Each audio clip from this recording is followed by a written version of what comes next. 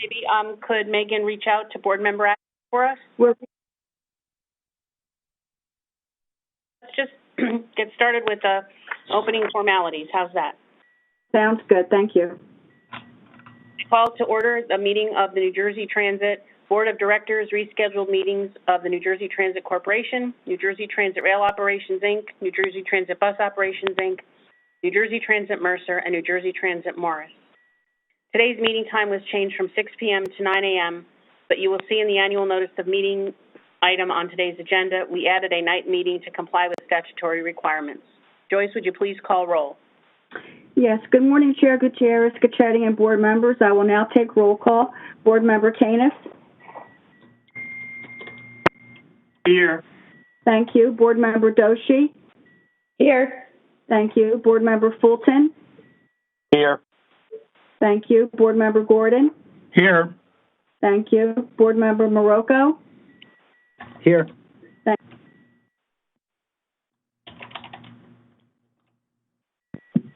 Board Member Rasmussen. Here. Thank you. Board Member Wilton. Here. Chair Gutierrez Cacchetti. Here. Thank you. Board Member Adams, are you on the line? He'll be joining shortly. Next is the open public meetings notice. Adequate notice of today's rescheduled meetings of the Board of Directors of the New Jersey Transit Corporation, New Jersey Transit Rail Operations, New Jersey Transit Bus Operations, New Jersey Transit Mercer, and New Jersey Transit Morris has been provided in accordance with the Open Public Meetings Act and Public Law 2018, Chapter 162. The meetings will occur concurrently. Notices were filed on May 7, 2020 with the Secretary of State.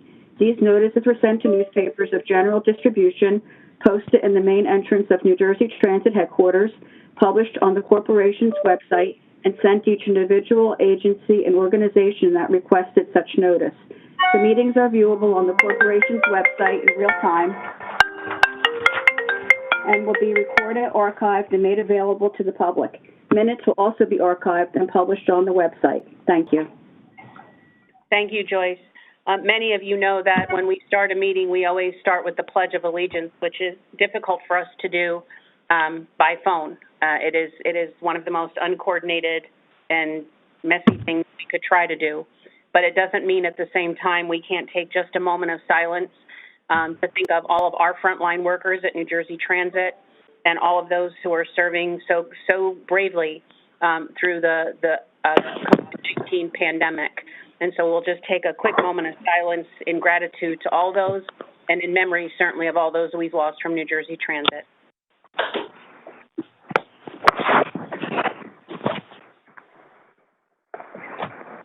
Thank you. Before we continue, I would like to remind all those on the phone, if you're not speaking, to please keep your phone on mute so that all speaking is uninterrupted. And at this point, may I have a motion and a second to approve the minutes of the April 7th, 2020 board meeting? This is Commissioner Wilton, so moved. May I have a second? Second, Cedric Bolton. Thank you. Board Secretary, please take roll. Roll call vote. Board Member Canis. Agree. Board Member Doshi. Yes. Board Member Fulton. Yes. Board Member Marocco. Yes. Board Member Wilton. Yes. Chair Gutierrez Cacchetti. Yes. Is Board Member Adams on the line? Okay, we do have a quorum, so motion is carried. Thank you, Joyce. And I would ask the board members to do exactly what Board Member Wilton did and Board Member Fulton, which is when you make the motion to identify yourself for purposes of the Secretary's recording. With that, I would ask President and CEO Corbett to present his monthly report. Yes, good morning, Chair. Thank you. And I would say I would start with some comments on the COVID-19 issues. Diane, certainly want to reiterate, as you said, the deepest appreciation and gratitude for all the transit employees who continue to work, keep the system moving. Since the very beginning when we set up our task force here in February, there's been no higher priority for me than the health and safety of our employees and our riders. and I really think they've done a truly remarkable job under very difficult circumstances. Towards that end, one of the big issues has been testing, and for New Jersey Transit, we're now offering COVID-19 testing to all employees. You may symptomatic at the American Dream Complex in East Rutherford and at Sewell campus of Rowan University in South Jersey's Gloucester County. With the support of the governor and certainly Diane, yourself, we are very pleased to announce that the significant health and safety advancement for NJ Transit employees, and it's certainly helping to reduce the anxiety associated with this. And we are working to expand access to similar testing sites throughout the state in support of Principle 2 and Governor Murphy's Road to Recovery plan for the state. The ability to facilitate access to testing for employees leads to quicker identification of cases, quicker treatment for those testing positive, and immediate isolation to prevent the spread. And of course, it's just another layer of protection we're adding to many measures that we're taking to protect all our nearly 12,000 employees since the onset of this pandemic. Another way that we've been doing that, certainly had a lot of attention, is the demand for PPE. We obviously, in the beginning, there was a real scramble, certainly with the medical community, but we're in good shape now, and to date we have ordered more than 2 million masks, and we have more than 900,000 in stock. We have ordered more than 100,000 reusable cloth masks to be delivered in 1 or 2 weeks and distributed to every New Jersey Transit employee. We have nearly 50,000 bottles of hand sanitizer in stock, and we've ordered more than 2 million pairs of gloves with about 650,000 pairs in stock. We believe we have sufficient inventory of PPE and a healthy pipeline logistically so that we'll be able to continue as long as necessary with adequate supplies. As many of you know, we also been working to maintain appropriate social distancing to protect both employees and customers. And towards that end, on April 20th, we implemented a special essential service bus schedule. The new schedule is a modified weekday schedule that added nearly 2,500 extra trips compared to the previous schedule, supporting essential travel and adding capacity for particular hot spots or particular hot times and certain routes. It obviously also supports Governor Murphy's Executive Order 125, which went into effect after our last board meeting. As you know, the CEO requires New Jersey Transit to limit passenger occupancy to 50% of the stated maximum vehicle capacity of all buses, trains, and light rail vehicles, in addition to requirement for customers and personnel on board to wear a face covering. Another proactive and protective measure we took recently was at Newark Penn Station. We have started temporary overnight closure of Newark Penn to allow for daily deep cleaning and disinfection. This follows and is coordinated with our colleagues at Amtrak, MTA, and PATH, the overnight closure of New York Penn Station. We're working closely with Amtrak, PATH, and the MTA to coordinate all our efforts at New York Penn and system-wide, so our response to this pandemic is holistic, alongside and takes into the entire region into account. The Amtrak and New Jersey Transit concourses at New York Penn Station are now closed from 1 a.m. to 5 a.m. each day to allow for deep cleaning. And on Sunday, May 3rd, we began closing Newark Penn Station overnight from 11 p.m. to 4:30 a.m. to facilitate the same kind of enhanced cleaning. All New Jersey Transit trains, buses, and light rail services operating between 11 in the evening and 4:30 in the morning.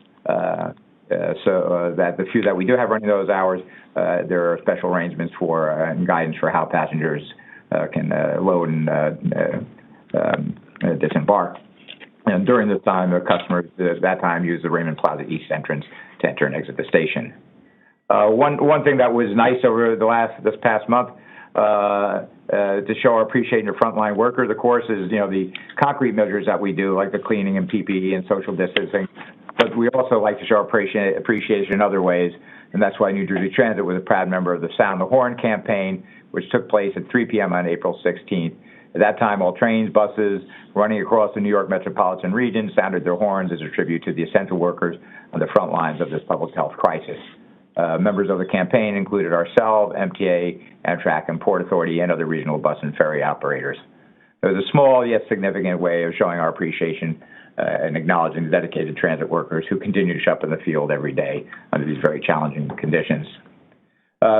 Next, I'd like to just touch on, of course, as we're dealing with the current pandemic, is things related to our recovery. While still in the throes of COVID-19 response, we are certainly turning our attention to recovery and ramp up post-COVID-19 in terms of service and workforce. We're dubbing the return to regular service as New Jersey Transit, Your Ride to Recovery. And we're talking frequently, as I mentioned, with our regional partners such as MTA, PATH, SEPTA, and Amtrak to ensure that we're all coordinated in terms of restoring service. Earlier this month, Governor Murphy signed an executive order creating the Governor's Restart and Recovery Commission. The commission is comprised of 21 members of senior, experienced business, healthcare, finance, and academic professionals to advise the administration on the timing and preparation of New Jersey's recovery from the shutdown. There is currently a 7-state task force also made up of 8 working groups with representatives from Connecticut, Delaware, Massachusetts, New York, New Jersey, Pennsylvania, and Rhode Island. One of the working groups is transportation, which I serve on as a New Jersey representative. One area of significant focus for that working group is the recovery and what returning to regular service will look like throughout the region. We've also begun meeting internally to determine what recovery and return of our own office workforce will look like. There are a lot of things to consider, including proper social distancing, an already constrained office space, elevator protocols, PPE requirements, et cetera. But this is part of the incident command structure, as you know, is guided by our comprehensive emergency management plan, and we've mobilized an internal committee which will be responsible for developing recommendations that will produce a structured and deliberate return to work plan for all our employees. And we certainly will keep all board members apprised as that evolves. We're also looking at recovery not only as it relates to service, but also how New Jersey Transit will serve the state's economic recovery through a robust capital program. For example, today we're seeking board approval to award the first of 3 major contracts in the amount of $247 million to remove and replace the Raritan River Bridge, which has a total project cost of approximately $600 million. This project, as you note, is the largest project that New Jersey Transit has taken since it started ARC before that project was killed. So a very significant project for our capital program. In addition to the Raritan River Bridge, we have 18 projects currently underway. To name just a few, we have Elizabeth Station, a $70 million project, County Yard Delco Lead Storage and Inspection Facility, $246 million project, and our lawn slip project at Hoboken, which has currently started construction in the middle of the epidemic with the proper safety protocols, which is a more than $195 million project. We're advancing a $232 million joint development partnership with PSE&G to build a new Mason substation. And in fact, over the past 12 months, we've authorized more than $60 million in new construction for substations alone. There are a number of projects that are in design and ready or close to being ready for advertising, and that includes the New York Penn Station waiting area expansion and improvement project, and the new Northern Bus Garage, which is also in design. I'd say in 2017, about the year before Diane and I certainly joined New Jersey Transit, this organization had less than $100 million in hard money contracts out on the street. Since 2018, we have $2.3 billion in capital projects that are currently underway or soon to be entered in the procurement process. This does not even include our Portal Northbridge project, estimated at $1.8 billion. And as many of you know, pending a full funding grant agreement from the FTA, which we believe we're very close to entering into the phase with our talks with FTA for that project, which is the next step to getting shovels in the ground. And we hope to have the FFG, full funding grant agreement, in place by the end of this year. So that certainly, those kind of construction projects will mean a lot as far as jobs. It's essential work. We certainly are well behind, decades overdue, but it's coming at a good time as far as the economic stimulus aspect. On a service note, would point out that on the bus side of our capital program, 2 weeks ago, we put into revenue service the first of our up to 25 new additional articulated buses, paid for with a $17 million grant awarded by the FTA, and that was helped secured with support of our delegation and congressional delegation. And bus route number 126, which has one of the highest ridership numbers in our entire system, began using the new buses on April 28th. Again, by contrast, the articulated buses can take up to 100 passengers versus the NABI, the 40-foot buses that you normally see that can take 60 people. So the increase is significant, really including standing, increases onboard capacity by more than 65%, which is certainly currently allows for greater social distancing as well as ultimately, when restrictions are lifted, being able to carry that many more customers. Retiring older buses also increases mechanical reliability, helps better serve our on-time performance, and brings down our mean distance between breakdowns, the average age of the fleet being a key target that we are looking to reduce. The new articulated buses feature low floors, which allows for quicker boarding and exiting, wheelchair ramps and camera systems to improve safety and security, and greater and easier access for the disabled. Other amenities include a USB charging port, bicycle racks, improved intercom system, and LED lighting. Certainly grateful to the FTA for that grant and for our delegation for their continued support. Another thing which caught some attention, a couple of brief updates before I wrap up. As we go to recovery, certainly the Hudson Bergen Light Rail, it's worth noting that we resumed service at 2 Hudson Bergen Light Rail stations on the West Side Avenue branch. This follows the completion of required utility work by the Jersey City Municipal Utilities Authority. On April 25th, the Martin Luther King Drive and Garfield Avenue stations reopened for scheduled light rail service as well. The West Side Avenue station will maintain shuttle bus service to allow for continued early action construction work on the Route 440 extension project. With proper project planning, we're able to avoid a similar impact to our customers in the future by performing the early Route 440 construction work while at the same time the JCMUA is completing their required utility work. One other good news item is for our customers is the technology upgrades are continuing. New Jersey Transit is installing new and improved ticket vending machines, TVMs, at 14 locations system-wide, replacing older machines that you've seen, the orange and blue ones, at our bus, light rail, and rail stations. This is the second phase of an expanded pilot project that saw great success in Edison. The new TVMs are faster, easier to use, fully ADA accessible, and you can pay with a phone and no longer need to insert a debit or credit card as a contactless system. Machines also have faster printers and new screens that can display important travel information and advisories. We'll assess the performance of these new TVMs before continuing to roll out the full replacement of our TVMs system-wide. And coming in closing, I'd say the employee recognition aspect, I would like to pick up on what Diane mentioned to acknowledge the great work that our employees have done, including those that we have lost to this horrible pandemic. To date, there have been 9 New Jersey Transit employees have passed away due to confirmed COVID-19 related complications, including, of course, our much-loved Senior Vice President and General Manager of Rail Operations, and a good personal friend, Ray Kenny. Many these employees are so much more than mere statistics. They were people with families, children, loved ones, and a very valued member of the New Jersey Transit family. In addition to Ray, we received confirmation that the following employees have succumbed to COVID-19 complications: Lucien Sado, Keith Cruz, Philip Dover, Joe Hansen, Ray Kenny, Gail Neblett, Kendall Nelson, and Elise Paul and Shanda Stokes. I would also ask for a moment of silence in their honor. Thank you. Again, I can't say enough. I really appreciate all the effort of all the men and women at New Jersey Transit who have done so much on the front lines and in support under very trying circumstances to make sure that we kept the region moving for essential travel. And with that, Diane, I conclude my remarks and turn the floor back to you. Thank you very much, Kevin. At this time, I would ask if there are any comments from the public that pertain specifically to items on today's agenda. Yes, there are 2 speakers on agenda items. Speakers, in order to give everyone an opportunity to be heard, comments will be limited to 3 minutes. When I call your name, please state and spell your name for the record. The first speaker is Sally Geller, followed by Joseph Clift.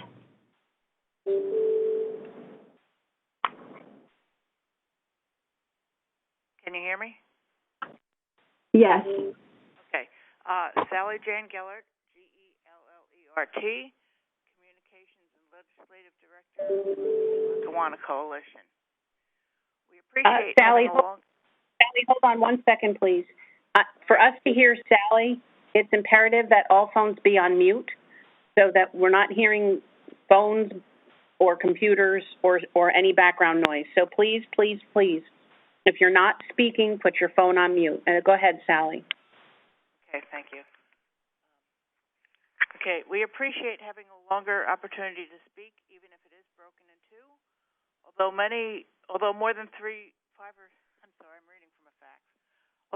five or six speakers on a topic can be repetitive, we all want to be heard.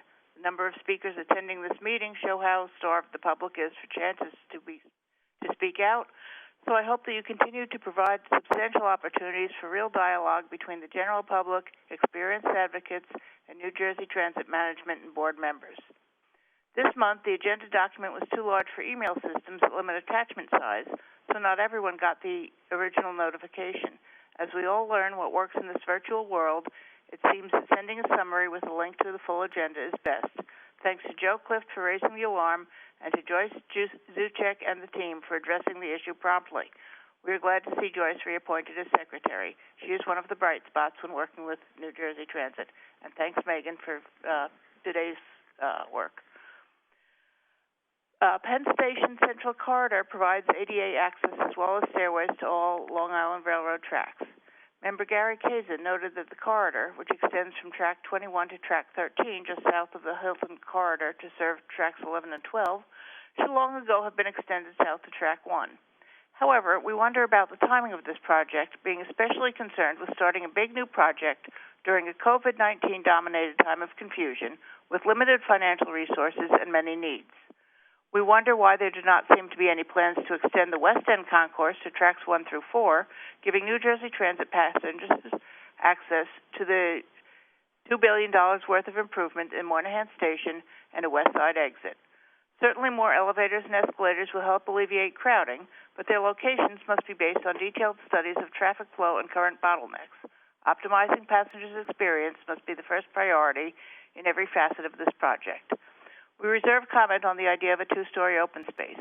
Attractive spaces and architecture are definitely appreciated assets, but so is maximization of capacity, so we'll wait for more specifics. We do hope that your priorities include environmentally friendly and lower-cost materials with an eye to durability and ease of maintenance. We notice that we're expecting 25% or more people working from home part-time, which should automatically ease congestion. We're concerned with waiving a competitive bidding process in favor of sole source authorization and also requesting a 10% increase in the cost of parts contracts included in this year's budget. Exhibit A1 shows 91 vendors in this list, a large number, some of which must have competitors. In this time of decreased ridership, credit downgrades, and our state's 12-month fiscal year being stretched to 12 months, every penny counts. We're concerned with new purchases of multi-level rail cars and buses. Did these contracts address future repairs and parts costs? If that's been your standard practice, then why are we doing this now? And regarding Mr. Corbett's report, while this focus on construction projects, let's go back to focusing on rails, trains, running trains, and buses. Thank you. Thank you, Ms. Geller. Appreciate your comments. The next speaker is Joseph Clift. Good morning, Joe Clift, CLIFT. I want people to focus on page 27 to 34 of the document today. It has to do with the preliminary design of the Central Concourse, which, by the way, should be called the Central Corridor. Somebody forgot to go look at the signs that are there now. This is an extension of the Long Island Railroad's corridor that carries their elevators, and it ends at 13. It would now go down to 1, but it's a corridor, not a concourse. My starting point is you're throwing people into the deep end of the pool here with no lifesaver. You've got board members who have no idea how this little project relative to Penn Station fits, and it's just not fair. My questions: number one, have any board members studied Penn Station enough to understand how it moves people? It's a complicated place. Will board members take my tour of New York Penn? I offered this before to better understand New Jersey Transit customer needs. Cy Sims said, an educated consumer is our best customer. In this case, an educated board member is the New Jersey taxpayer and New Jersey riders' best advocate, and you're not there yet. Why is New Jersey Transit ignoring the primary improvement needed in Penn, which is connecting lengthened tracks 1 through 4 to the $220 million West End Concourse and $1.6 billion Moynihan Train Hall, which is slated to open in November? That's $2 billion worth of work with not a single penny of New Jersey money spent. And I do not, for the life of me, understand why they are not doing that first. Maybe it's because they know that if that connection for tracks 1 through 4 is done, Penn can accommodate more trains without Penn South. There goes another part of Gateway. Why is New Jersey Transit advancing a second priority now in the face of financial uncertainty? The COVID problem is real. $800 million is at risk in New Jersey in fuel taxes and in tolls that directly affect New Jersey Transit's income. The MTA has put a hold on projects. This project should not start now. Why did New Jersey Transit make an architectural firm the prime when the issue is primarily moving people? I would say maybe somebody wants looks over moving people. Don't put an architect in charge if you want to move people. Will New Jersey Transit put its ADA elevators next to the Long Island railroads, allowing more stairway access at 7th Avenue and everyone being able to go to the middle of platforms on tracks 1 through 21 to get an elevator? Why no total project budget? You just have a contract here. It's like saying, I'm going to have somebody design my house, do a preliminary design. I don't know how much the project's going to cost. I don't know where I'm going to get the money. New Jersey Transit does this over and over again, and it needs to stop. And last, once again, please take my tour of Penn Station. In June, we're supposed to open back up, and I implore you to do that. Thanks so much. Thank you for your comments, Mr. Quest. The public comment period on agenda items has ended. There are no further speakers. Thank you, Joyce. I would now ask Suzanne Mack to present the advisory committee report. Yes, good morning. Can you hear me? Hello? Yes, ma'am. Can you hear me? Oh, thank you. I'm sorry. Good morning, Commissioner, and good morning, Board. It's a pleasure to be with you today on our virtual meeting. I'm also doing virtual meetings at work, so I'm getting used to this venue. I just wanted to go on and thank the two members of the public that took the time to come on also. Being the last person to speak after the public, you always find good questions coming out that I know that go back to the board and that the board offices actually go through them and try to find the answers and the solutions. So I just want to say that, you know, we many times on a committee meeting, something has been brought up at the board meeting. We actually go back and discuss it. And I would say that Joe Cliff is absolutely right that anyone who really needs to go to Penn Station, it is a fascinating place to actually go through, and we've gone through it many times. You do learn a lot, but I was pleased that he said that it might reopen in June. I hadn't heard that, so I'm sure that the board members who have not been there before will be there in the future, because this is definitely an ongoing project.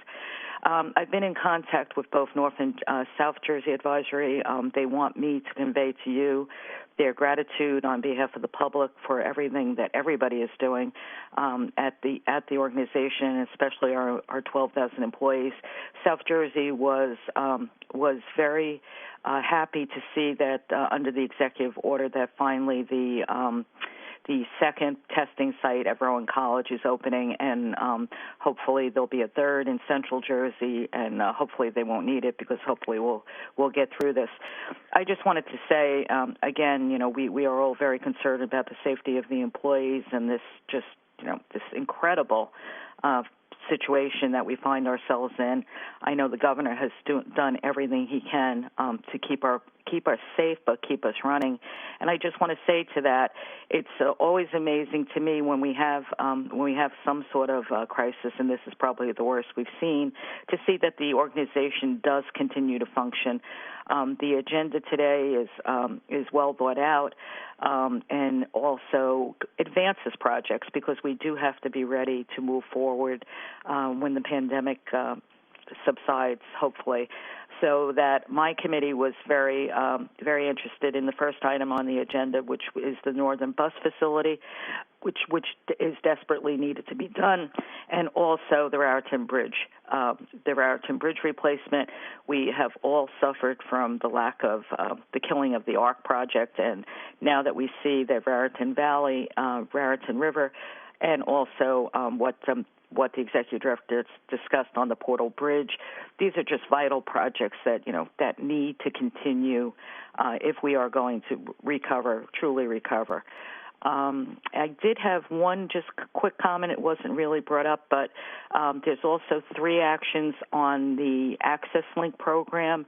I know that we're reducing service on our regular route service, so perhaps Paul and his staff can get the advisory board some information on the impact of the reductions in service actually on the 3 Access Link contracts that will be moving forward today.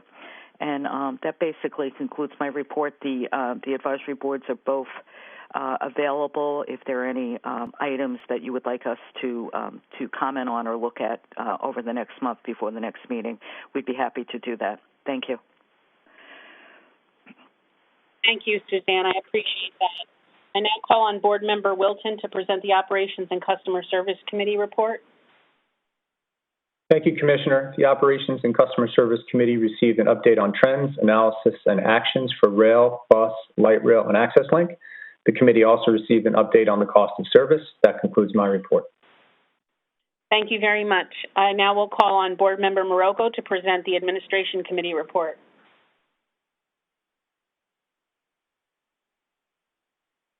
Sorry, had to find the mute button. The Administration Committee received a financial update that included an update on ridership and revenue, cost of service key performance indicators, major balance sheet items, attrition and hires, and real estate and economic development highlights. The committee also received updates from Human Resources and Equal Opportunity and Affirmative Action. That concludes my report. Thank you so much. I will now call on Board Member Fulton to present the Capital Planning, Policy, and Privatization Committee report. Thank you, Chair.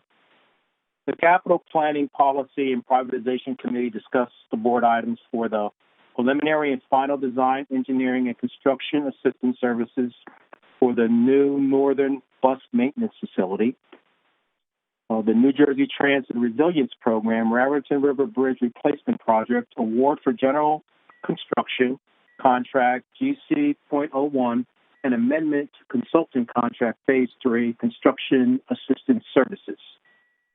The execution of contract 19-064 for the provision of Access Link service in Region 6 of Bergen, Hudson, Passaic, and Essex counties. Execution of contract 19-063 for the provision of Access Link service in Region 3, Atlantic, Cape May, Cumberland, and Southern Ocean counties.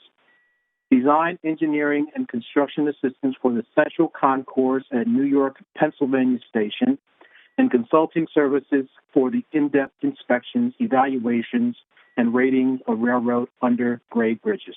That concludes my report. Thank you very much, Board Member. At this time, I would ask Kevin Corbett to present the action items.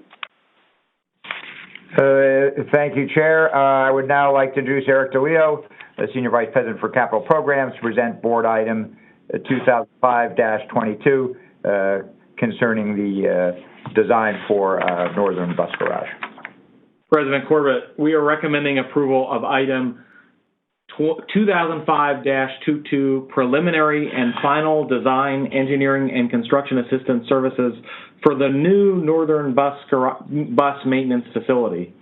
Authorization here is requested to enter into a contract with Gannett Fleming Incorporated of Newark, New Jersey, to provide conceptual design for the new Northern Bus Maintenance Facility at a cost not to exceed $1,105,509.23 plus 5% for contingencies, subject to the availability of funds, with options at the sole discretion of New Jersey Transit for future phases, preliminary, final, and final design, engineering, and construction assistance services. We ask for your approval of Item 2005-22. Thank you, Eric. May I have a motion to approve Board Item 2005-22? This is Board Member Wilton. I'm sorry, was that Board Member Wilton? I'll secede to Board Member Wilton, and I'll happily second. Okay, so we have a first motion from Fulton, a second from Wilton. Is there any discussion on this item? Hearing none, Joyce, would you please take roll? Roll call vote. Board Member Adams? Yes. Board Member Canis? Yes. Board Member Doshi? Yes. Board Member Fulton? Yes. Board Member Marocco? Yes. Board Member Wilton? Yes. Chair Gutierrez-Cachetti? Yes. Motion carried. I would like to say I'm sure Board Member Fulton must have enjoyed being making the motion on that last item. I'd now like to have Eric continue with Board Item 2005-23 concerning the Raritan River Bridge Replacement Project. We are recommending approval of item number 2005-23, NJ Transit Resilience Program, Raritan River Bridge Replacement Project, award for general construction, contract GC01, and amendment to consultant contract Phase 3 construction assistance services. Authorization here is requested to enter into a contract with George Harms Construction Company Incorporated of Farmingdale, New Jersey, for the construction of the bridge's approach spans, lift bridge, and flanking span piers, and associated land work for the Raritan River Bridge Replacement Project, general construction contract GC01, in the amount not to exceed $247,945,055.49 plus 5% for contingencies, subject to the availability of funds. Further authorization is requested to amend a contract with Hardesty and Hanover Gannett Fleming Joint Venture of Newark, New Jersey, to provide consultant services for the Raritan River Bridge Replacement Project Phase 3 construction assistance services in the amount not to exceed $14,878,806 plus 5% for contingencies, subject to the availability of funds. We ask for your approval of item 2005-23. May I have a motion? Board Member Adams, so moved. May I have a second? Second, Rich Marocco. Thank you. Is there any discussion on this item? I'd just like to compliment staff. This has been a long time coming, and it's an important improvement. So congratulations on getting this pushed forward. With that, Board Secretary, please take roll call. Roll call vote. Board Member Adams? Yes. Board Member Canis? Yes. Board Member Doshi? Yes. Board Member Fulton? Yes. Board Member Marocco? Yes. Board Member Wilton? Yes. Chair Gutierrez-Cachetti? Yes. Motion carried. All right, Chair, I'd like to introduce Ron Nichols, Chief of Light Rail and Contract Services, to present Board Items 2004-24 and 25. The first 24 being the execution of the contract for provision of access lane services in Region 6. Yes, good morning, Kevin. We are recommending approval of item number 2005-24, execution of contract 19-064 for the provision of access link service in Region 6 for Bergen, Hudson, Passaic, and Essex counties. Authorization is requested to enter into a contract with First Transit, Inc. of Cincinnati, Ohio, to operate access link service in Region 6, Bergen, Hudson, Passaic, and Essex counties for an initial 36-month base period from July 19, 2020 to June 30, 2023 at a cost of $46,065,332 plus 5% for contingencies for a total contract authorization of $49,418,599, subject to the availability of funds and board approval of New Jersey Transit's operating budget. Further authorization is requested to exercise the options to enter into a contract with First Transfer, Inc. of Cincinnati, Ohio, for 2 separate 24-month option periods to be exercised at New Jersey Transit's discretion beginning July 1st, 2023 to June 30th, 2025, at a cost not to exceed $38,146,669, and July 1st, 2025 through July 10th, 2027, at a cost not to exceed $44,076,394, for a combined cost of $82,223,063 plus 5% for contingencies, for a total authorization of $86,334,216, subject to the availability of funds and board approval of New Jersey Transit operating budget. We ask your approval item number 2005-24. Thank you. May I have a motion, please?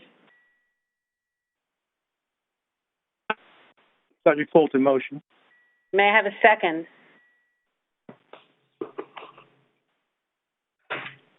Second. Is that Board Brian? Member Wood. Yes. Thank you. I would take discussion on this item now. Chair, this is Rich Morocco. If I could be heard for a moment? Absolutely. Thank you. With regard, and I'd actually like to be heard on both this motion and the one that follows, also regarding Access Link contracts. I can do them both together or one at a time, whichever the chair prefers. I would prefer if you could do them one at a time, please. Certainly.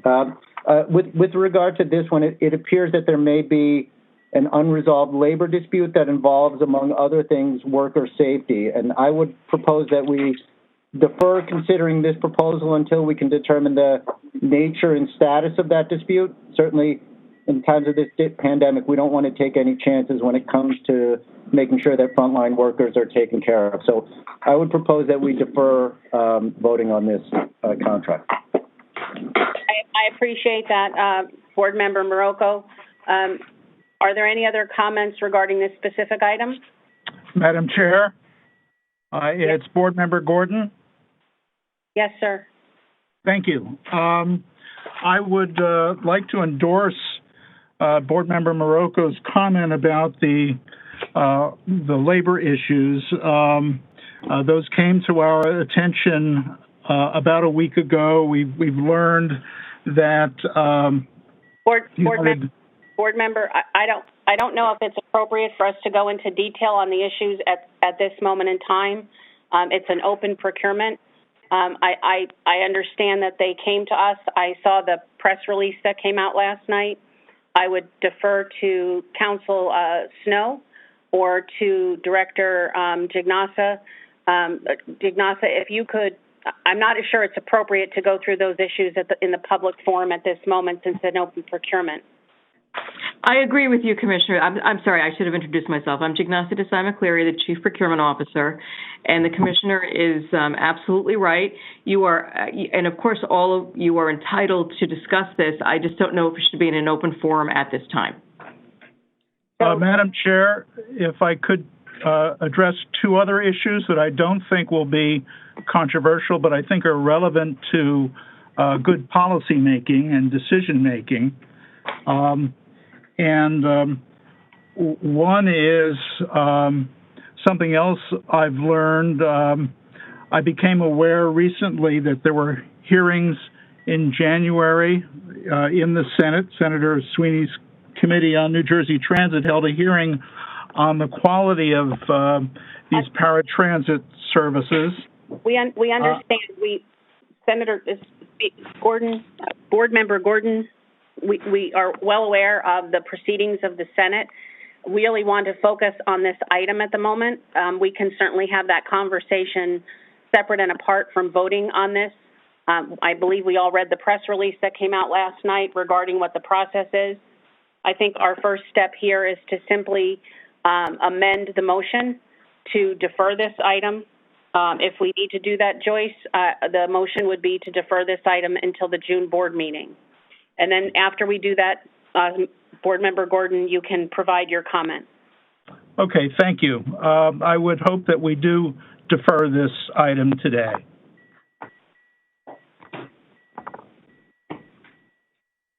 so noted for the record that this item is motion to defer to June.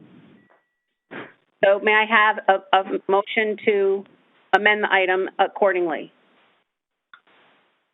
Chair, it's Board Member Wilton. It sounded like Board Member Maroka had moved it, so I could second it for the purposes of the record. I appreciate that. We are voting on an amended item to defer item 2005-24 until June. Joyce, roll call vote. Roll call vote. Board Member Adams. Yes. Board Member Koenig. Yes. Board Member Doshi. Yes. Board Member Fulton. Yes. Board Member Marocco. Yes. Board Member Wilton. Yes. Chair Gutierrez Cacchetti. Yes. Motion carried. Board Member Gordon, before we get to your comments, we're going to take care of the second one, and then we can have you can make your comments at the conclusion of that item. Kevin, please move to item 2005-25. Yes, Ron, could you move with that one for Access Link for Region 3, please? Yes, Kevin. We are recommending approval of item number 2005-25, execution of contract 19-063 for the provision of access link service in Region 3, Atlantic, Camp May, Cumberland, and Southern Ocean counties. Authorization is requested to enter into a contract with Eastern Coach Company of Eastern Pennsylvania to operate access link service in Region 3, Atlantic, Camp May, Cumberland, and Southern Ocean counties for an initial 36-month base contract period from July 12, 2020 to June 30, 2023 at a cost of $14,235,059 plus 5% for contingencies for a total contract authorization of $14,946,812, subject to availability of funds and board approval of New Jersey Transit's operating budget. Further authorization is requested to exercise the options to enter into a contract with Eastern Coach Company of Eastern Pennsylvania for two separate 24-month option periods to be exercised at New Jersey Transit's discretion beginning July 1st, 2023 through June 30, 2025 at a cost not to exceed $11,013,952 and July 1st, 2025 through July 17th, 2027 at a cost not to exceed $12,644,735 for combined costs of $23,658,687 plus 5% for contingencies for a total authorization of $24,841,622, subject to availability of funds and board approval of New Jersey Transit's operating budget. We ask for approval of item number 2005-25. I have a motion to approve item 2005-25. Board Member Fulton, motion. Board Member Koenig, second. Thank you. The floor is now open to discussion, and I believe Board Member Marocco, you had wanted to comment on this one as well? I did. Thank you, Chair. First, I'd like to confirm that New Jersey Transit can terminate this contract for convenience if it believes that it's not or no longer optimal in the event that we find it be beneficial to adopt best practices like those pioneered by Mercer, ARC, and subject to the Senate hearings that were referred to earlier. And if so, ask that the staff continue to monitor and make reports to the board regarding same. And I guess second, I would ask that prior to entering into any renewal beyond the 3 years, the director give notice and seek approval from the board. From the perspective of someone who negotiates contracts for a living, I certainly understand the advantage of having a unilateral discretionary extension option. But I think that from the perspective of good governance, it would be important that the board is involved in that decision. So having said that, can we answer Board Member Marocco's first question? Jignasa, do these contracts provide for termination for convenience in the event that we are able to find a better process from both efficiency and cost to deliver these services. So it's a two-part answer. So if we enter into this contract, we do have a termination for convenience clause that we can use. But if we're looking to terminate the procurement, that is a different process. So I just wanted to clarify that for Board Member Marocco. No, I believe the issue was, once the contract is executed, are we able to terminate it for convenience should we find a process in the next several months that is better? Yes, we do have that opportunity. That clause is in our RFP. Okay. And then Board Member Marocco, this item approves both the base 3-year contract and it approves the extensions in advance. Are you asking that we only approve the base contract and not the extensions at this time? Well, look, candidly, either just the base contract or that there's board approval of any of the extensions. Well, they're seeking board approval right now in advance, so I'm assuming what you're asking us to do is wait to approve those until we go through the base contract period. Right. Right. So we would amend the motion to only approve the 3-year contract for item 2005-25, to not approve the 2-year extensions and require the staff to come back to us prior to the expiration of the base contract to receive approval then. Right. Okay. Joyce, did you get all that, Joyce? So noted for the record, yes. Okay. Is there any other discussion on this item? Hearing none, Joyce. Board Chair, this is Board Member Adams. Yes, sir. I just have a small comment. I totally agree with Board Member Marocco's comment about the 3 years versus 7. I expressed great concern about this during the board briefing, that I would not be in favor of issuing a 7-year contract without the board having the ability to approve or to review the additional 4 years. However, I am in complete agreement with moving this contract forward with 3-year term and having to come back to the board for any additional extensions. Thank you, Board Member Adams. And with that, Joyce, would you take how do we handle it, Joyce? Would Board Member Marocco have created the motion to amend? Yes. So we'll need a second? A second. Board Member Adams did second. Yes, Board Member Adams second. Thank you. So we are voting on a motion to approve the base contract, but to not approve the two 2-year options at this time. Joyce, a roll call vote, please. Roll call vote. Board Member Adams? Yes. Board Member Canis? Yes. Board Member Doshi? Yes. Board Member Fulton? Yes. Board Member Marocco? Yes. Board Member Wilton? Yes. Chair Gutierrez Scacchetti? Yes. Motion carried on this amended item. Kevin, please continue with item 2005-26. Yes, Chair. I'd now like to introduce Jeannie Kwan, Senior Vice President and Administrative Officer, to present Board Item 2005-26 regarding design, engineering, construction assistance for the Central Concourse at Penn Station, New York Penn Station. Thank you, President. We are recommending approval of item number 2005-26, design, engineering, and construction assistance for the Central Concourse at New York, Pennsylvania Station.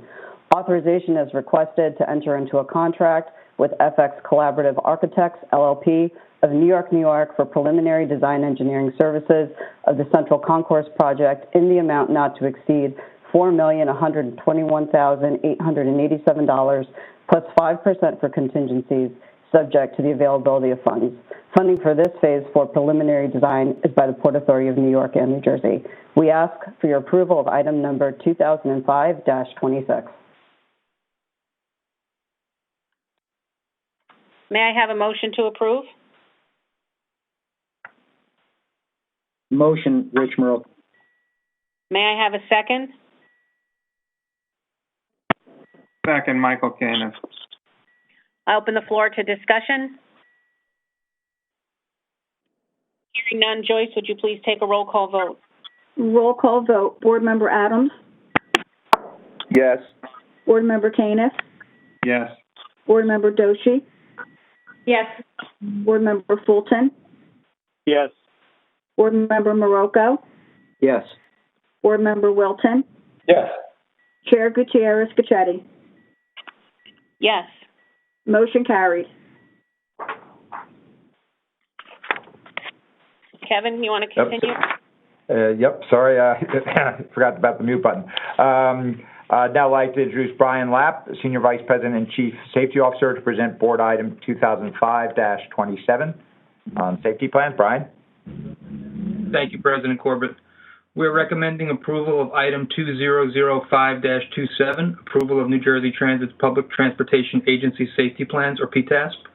Authorization is requested to take all actions necessary for approval of New Jersey Transit's Public Transportation Agency Safety Plans detailed in the corresponding exhibits with this board item. We ask for your approval of Item 2005-27. Can I have a motion, please? Board Member Fulton. Board Member Adams, so moved. May I have a second? Second, Rich Marocco. Thank you. Is there any discussion on these items? Joyce, a roll call vote, please. Roll call vote. Board Member Adams, Yes. Board Member Canis, Yes. Board Member Doshi, Yes. Board Member Fulton, Yes.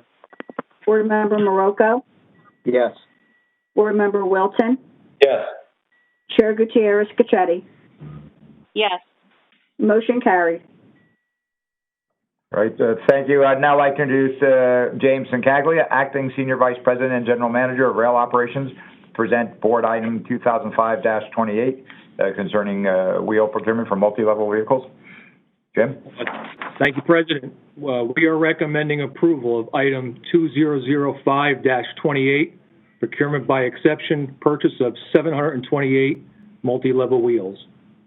Authorization is requested to enter into a procurement by exception contract with Transit Sourcing Services Incorporated of Concord, North Carolina, for the purchase of 728 multi-level wheels in the amount not to exceed $763,672 plus 5% contingency for a total contract authorization of $801,855 and subject to the availability of funds.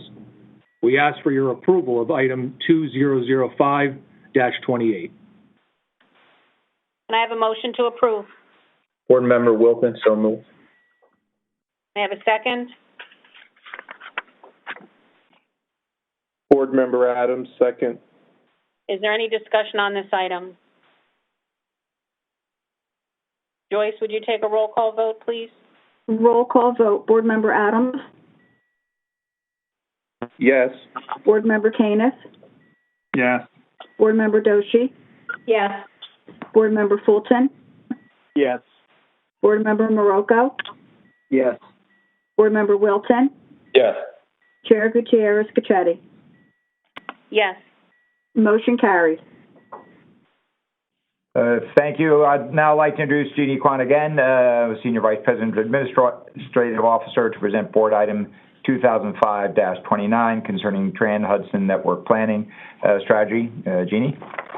Thank you, President. We are recommending approval of item number 2005-29, Trans-Hudson Network Planning Strategy Contract Award. Authorization is requested to enter Phase 2 of a contract with AECOM of New York, New York, for professional services over an 18-month period to fund an additional $925,000 plus 5% contingency for Trans-Hudson Network Planning Strategy Services, subject to the availability of funds.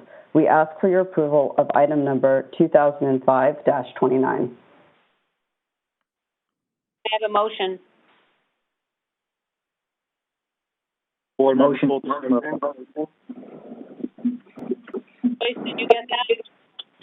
I didn't hear the second. Second, Rich Marocco. Thank you. Any discussion on this item? If I may, Chair? Yes. Board Member Fulton, I would just like to add that I believe this is an incredibly smart thing to do at this moment in time.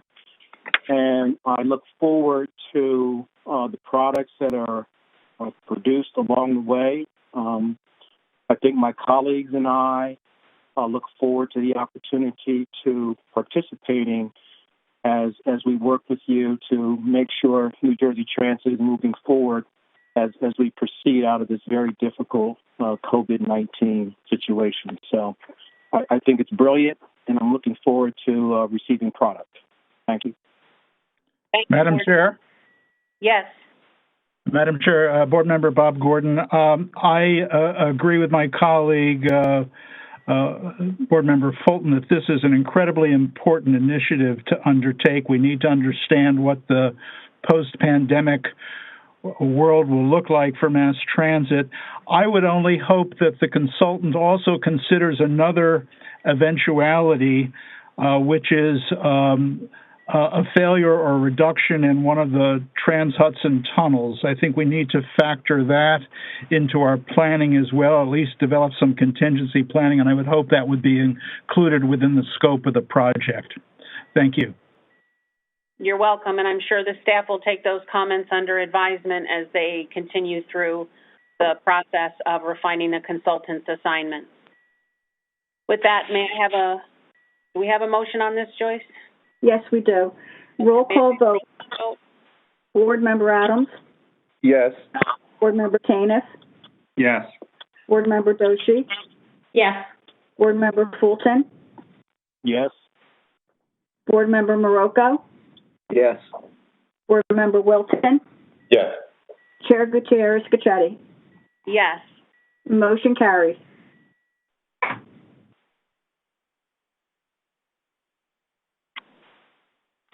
Thank you, Joyce. At this time, I'm recommending approval of item 2005-30, annual notice of meetings and designation of board secretary. This action item is to adopt the annual notice of meetings for all board of directors meetings during fiscal year 2021 and to designate Joyce J. Zuchek as board secretary of New Jersey Transit and its subsidiaries. May I have a motion to approve? Motion, Rich Marocco. Board Member Adams. I'll second it, Board Member Adams. Is there any discussion? Joyce, please take the roll. Roll call vote. Board Member Adams? Yes. Board Member Caniff?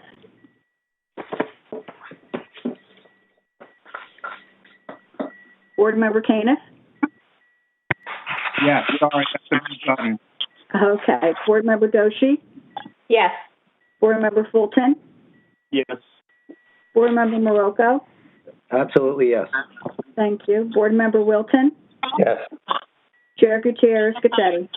Enthusiastically, yes, Joyce. Thank you. Motion carried. Well, I certainly don't get to vote, but I'm certainly glad that went ahead. Thank you. I would now like to reintroduce Jeannie Kwan again to present board item 2005-31, a request concerning need for sole source for spare parts for May and June.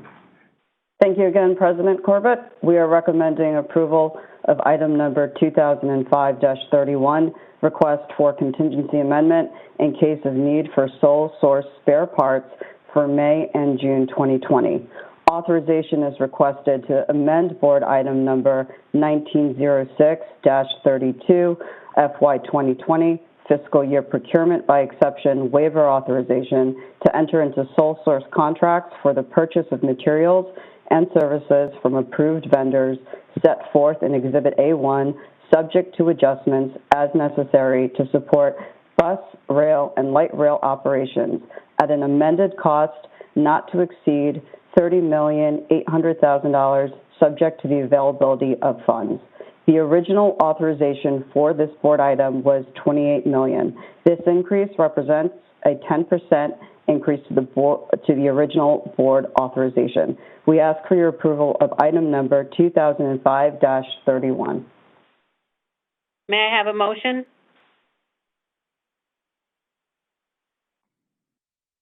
Motion, Rich Marocco. May I have a second? Second, Board Member Wilson. Is there any discussion on this item? Hearing none, Joyce, would you please take roll call? Roll call vote. Board Member Adams? Yes. Board Member Canis? Yes. Board Member Doshi? Yes. Board Member Fulton? Yes. Board Member Marocco? Yes. Board Member Wilton? Yes. Chair Gutierrez Scacchetti? Yes. Motion carried. Thank For the you. next item, excuse me? Go ahead. For the All right. next item, Board Member Rasmussen is recused from item 2005-32. Board Member Rasmussen, please disconnect your phone. Okay, will do. Thank you, guys. Good work. Thank you. Sorry, Joyce. I'd now like to introduce Bill Vaquera, Senior Vice President, Chief Financial Officer, and Treasurer, to present Board Item 2005-32 regarding a personal injury claim. Thank you. We are recommending approval of item 2005-32, personal injury claim of Terry Marr. Authorization is requested to settle the claim of Terry Marr through his attorney at an amount discussed in executive session. The Attorney General has approved the proposed settlement subject to the availability of funds. We ask for your approval of item 2005-32. May I have a motion, please? So Motion, moved, Michael Koenig. May I have a second? Seconded. Joyce, I didn't hear the second. Rich Marocco, second. Thank you. Is there any discussion on this item? Joyce, please take roll call. Roll call vote. Board Member Adams? Yes. Board Member Canis? Yes. Board Member Doshi? Yes. Board Member Fulton? Yes. Board Member Marocco? Yes. Board Member Wilton? Yes. Chair Gutierrez Scacchetti? Yes. Motion carried. Board Member Adams is recused from the next item, 2005-33. Board Member Adams, please disconnect your phone. Okay. That's all right. Thank you. I'd now like to reintroduce Jim Sincaglia, Senior Vice President and General Manager for Rail Ops, to present Board Item 2005-33 regarding consulting services for in-depth inspections, evaluation, and ratings of railroad undergrade bridges. Jim? Thank you again, President. We are recommending approval of item 2005-33, consulting services for in-depth inspections, evaluations, and ratings of railroad undergrade bridges. Authorization is requested to enter into contracts with Michael Baker Incorporated of Hamilton, New Jersey, with HDR Incorporated of Newark, New Jersey, and with Hardesty and Hanover of West Trenton, New Jersey, to provide in-depth inspections, ratings, and evaluations of 130 undergrade railroad bridges at a cost not to exceed $975,228.65, $1,096,281.51, and $757,353.83 for a total cost of $2,828,863.99 plus 5% for contingencies, subject to the availability of funds. We ask for your approval of item 2005-33. May I have a motion to approve? Sergeant Fulton, motion. May I have a second? Second, Michael Koenig. Is there any discussion on this item? Joyce, hearing none, take a roll call vote, please. Roll call vote. Board Member Adams is recused. Board Member Canis? Yes. Board Member Doshi? Yes. Board Member Fulton? Yes. Board Member Marocco? Yes. Board Member Wilton? Yes. Chair Gutierrez Scacchetti? Yes. Motion carried. Thank you, Joyce. Before we adjourn to executive session, I want to let the public know that we will return to open session meeting to hear comments on all other matters.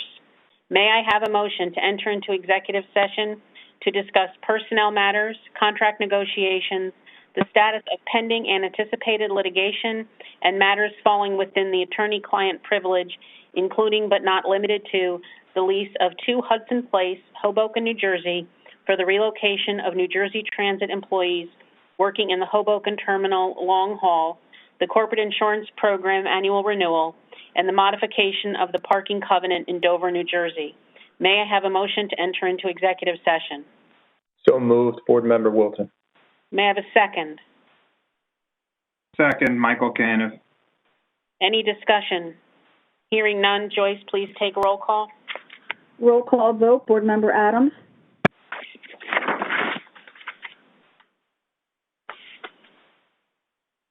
Board Member Adams. He may not have rejoined. Okay. Board Member Caniff. Yes. Board Member Doshi. Yes.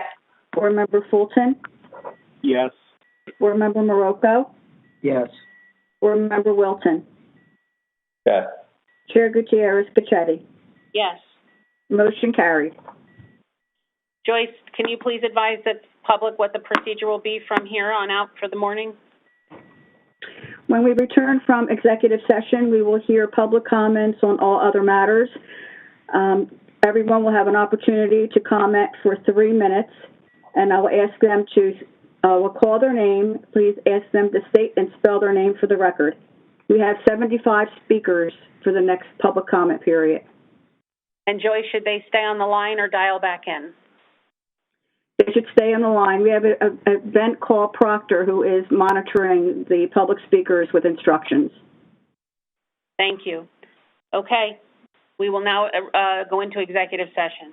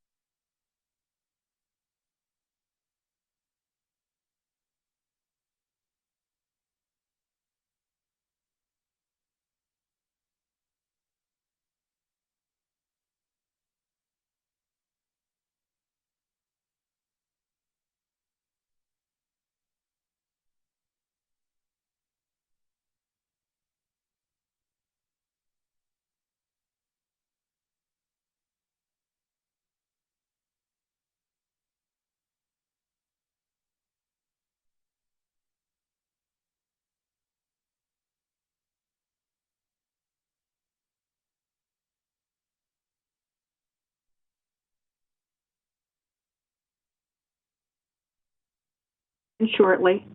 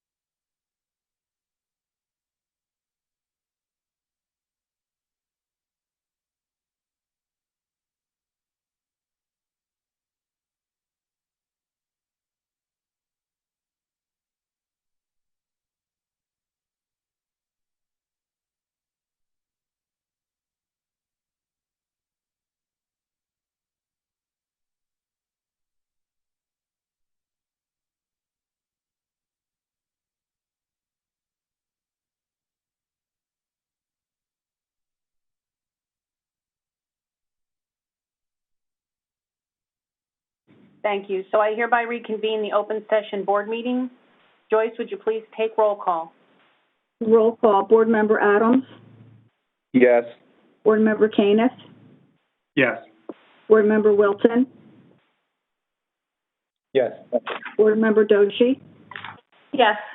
Board Member Fulton? Yes. Board Member Gordon? Here. Board Member Marocco? Yes. Board Member Rasmussen? Here. Chair Gutierrez Cachetti? Here. Thank you. Joyce, are there comments from the public on non-agenda item issues? Yes, there are 75 speakers. Speakers, in order to give everyone an opportunity to be heard, comments will be limited to 3 minutes. When I call your name, please state and spell your name for the record. The first speaker is Sam DeFalco, followed by Paula Rogovin. All members listening, please make certain your phones are on mute if you are not yet speaking. Thank you.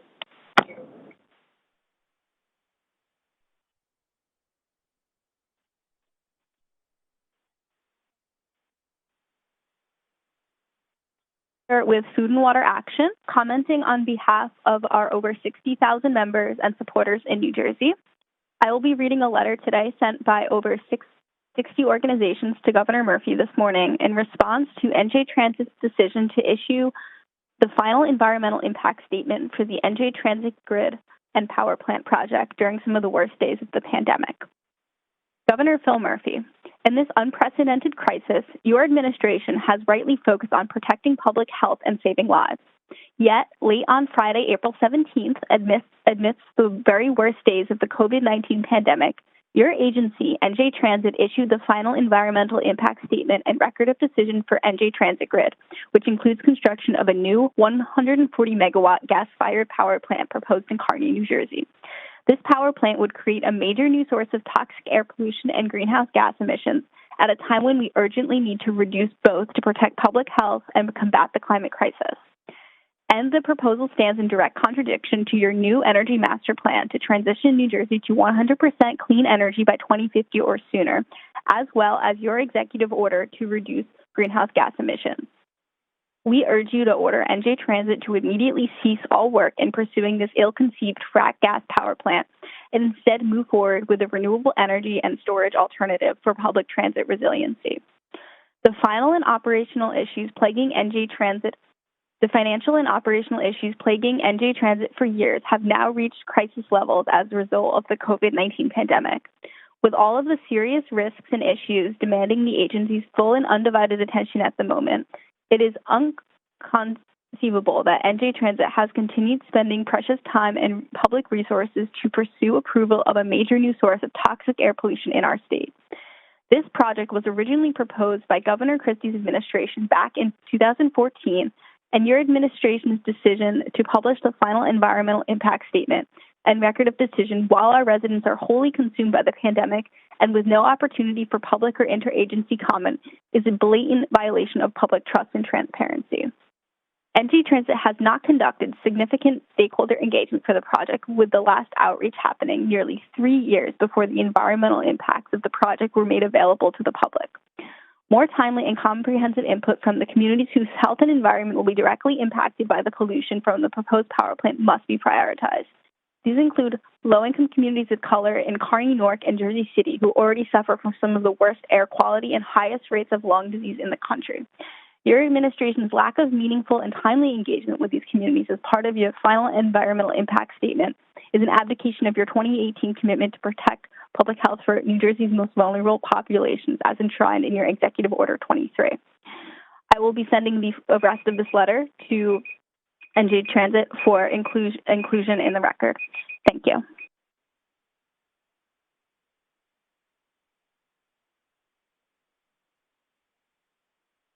Hi, can you hear me?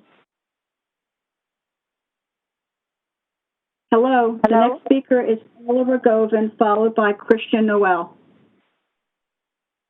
Hi, I'm Paula Rogovin.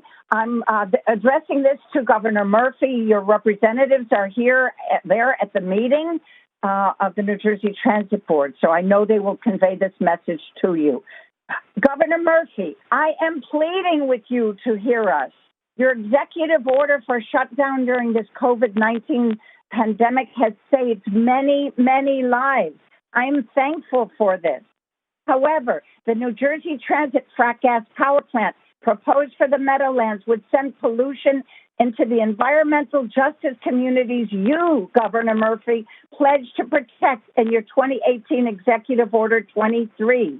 Governor, you talk regularly at your news conferences about your concern for the impact of COVID-19 on communities of color. Governor Murphy, pollution from burning fossil fuels at this plant would go directly into people's lungs in environmental justice communities in Kearney, Newark, Jersey City, and beyond.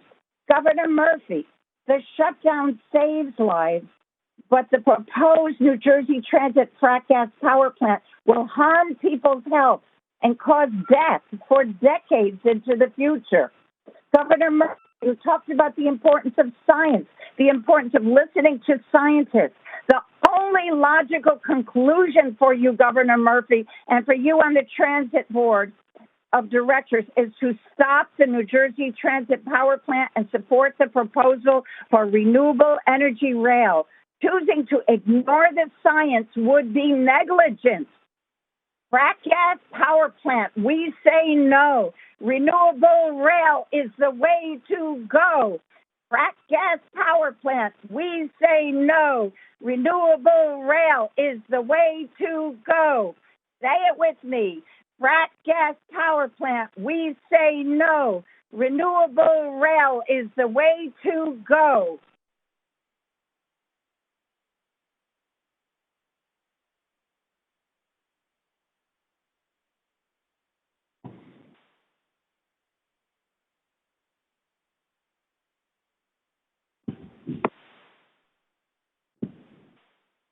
The next speaker is Christian Noel, followed by Joe Bazralian.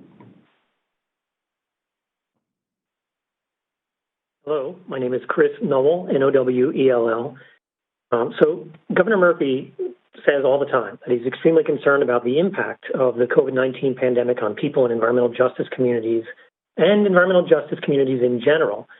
According to an article on Insider New Jersey, on April 22, 2018, Governor Murphy was quoted as saying, all of our residents, regardless of race, color, ethnicity, religion, deserve to live in communities free from the effects of pollution and are entitled to participate in decision-making that affects their environment, their communities, their homes, and their health. Good environmental policy is something that must lift all communities. According to the DEP website at nj.gov, environmental justice is the fair treatment and meaningful involvement of all people, regardless of race, color, national origin, or income with respect to the development, implementation, and enforcement of environmental laws, regulations, and policies. Fair treatment means no group of people, including a racial, ethnic, or socioeconomic group, should bear a disproportionate share of the negative environmental consequences resulting from industrial, municipal, commercial operations, or government policies. I'd like to point out that New Jersey Transit issued the final environmental impact statement and record of decision with no period for public or interagency comment. Also, according to census.gov as of 2018, Kearney, New Jersey has 50% Hispanic or Latino population, 4.6% Black or African American population, 4.7% Asian population, with 11% of people living in poverty.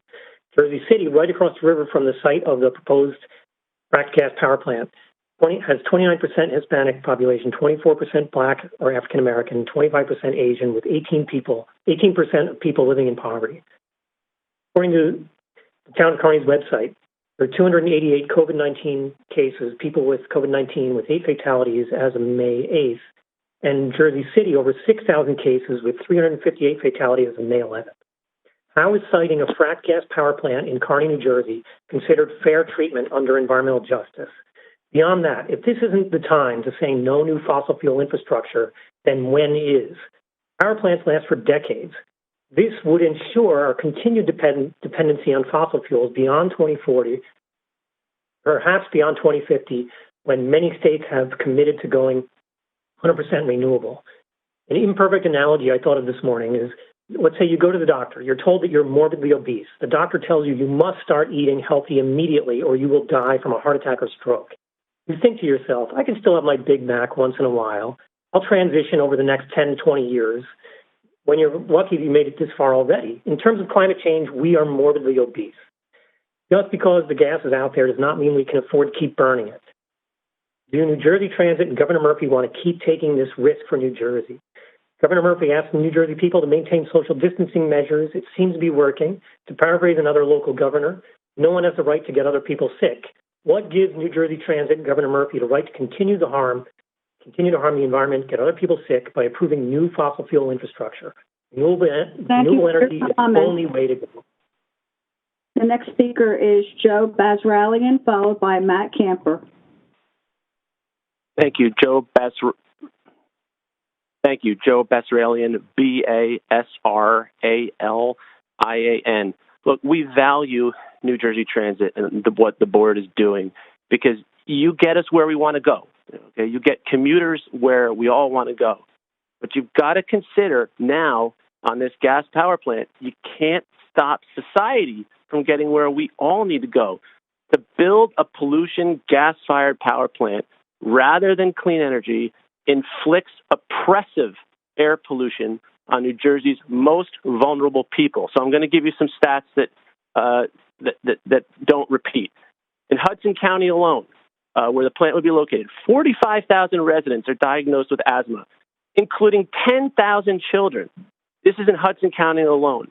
In 2016, is the latest data I have, there were 4,000 emergency room visits from asthma alone, way above the New Jersey average. And the nitrogen dioxide, which make smog and ground-level ozone out of this plant, that is exactly what worsens these conditions for people who don't have the ability to fight back, who have very limited ability to advocate. Hudson County's already got the worst air quality in New Jersey on a number of metrics. And what else do they have? Higher rates of poverty. This is the New Jersey Census data, right, available on their .org site. Higher percentage of children in that county than other counties in New Jersey. 43% Hispanic versus 20% for the state. So, yes, we mentioned order number 23, which calls for environmental justice for historically low-income communities and communities of color.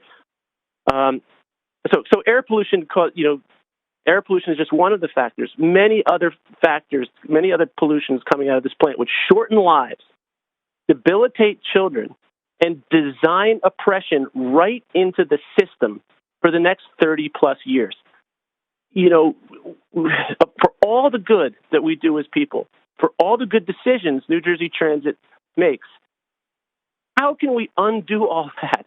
How can we consider undoing all that with a terrible decision by deliberately citing pollution and citing it here? In the beginning of this meeting, we prayed for the victims and the victims' families of COVID, including the 9 employees of New Jersey Transit. But let's just recognize what it is. It is hypocrisy if we're going to pray for victims and put our hands on our hearts and then consciously make individual decisions to add to mortality, to death through viral infection in the future, because air pollution makes us more vulnerable to viral infections such as COVID. How can we put our hands on our hearts and truly feel for the people who have died when we're making decisions to make matters worse for the next 30 years? Thank you for your comment. Please don't make your legacy this. Please do clean energy. Thank you. The next speaker is Matt Camper, followed by Michael Makarski. Good morning, New Jersey Transit Board. My name is Matt Camper, M-A-T-T-K-A-M-P-E-R. I'm addressing this morning regarding the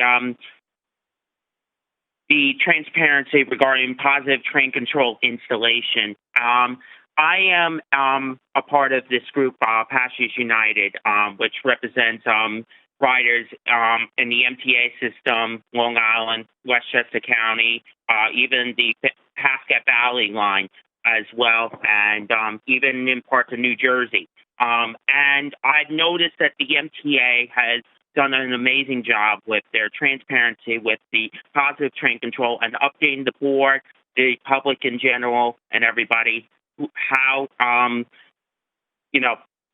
the installation of positive train control is going. Now, New Jersey Transit, on the other hand, we got an update last month. Where is the update regarding positive train control? Because the deadline is December 31st of this year. And it's like the MTA gives us an update every month, whether it's a presentation or even just in the book, the committee books for Metro North and Long Island Railroad Committee. They update us on how everything is going so people can comment on it. And I am urging the New Jersey Transit Board, Kevin Corbett, Governor Phil Murphy, to look into updating us on a monthly basis, whether it's a presentation or just, a update where we can see it in the book, in the agenda, how everything's going with positive train control. Because us riders are getting very concerned now. If that is not done by December 31st, there could be major consequences to our system, the system, New Jersey Transit. And, it's not much transparency I've noticed lately. And I really do feel that it's time to look into, and us riders should deserve to have an update, because safety is the most important priority in all train systems across this world, no matter where it is. And, not hearing about positive train control is going to make us very concerned if if there's going to be a situation where it could not be done. I know a couple of years ago, you guys were at 5% done with positive train control in implementation. You got that done. But where are the updates now? Because we're less than a year out from that deadline. So it's time to really give us updates more frequently. Last month it was. I was really hoping to hear an update this month, but that did not occur. And I really hope as we go into the summer months that we can start to get more frequent updates, or even in the book, the public, the board members, and everybody in general can get an update. So thank you so much.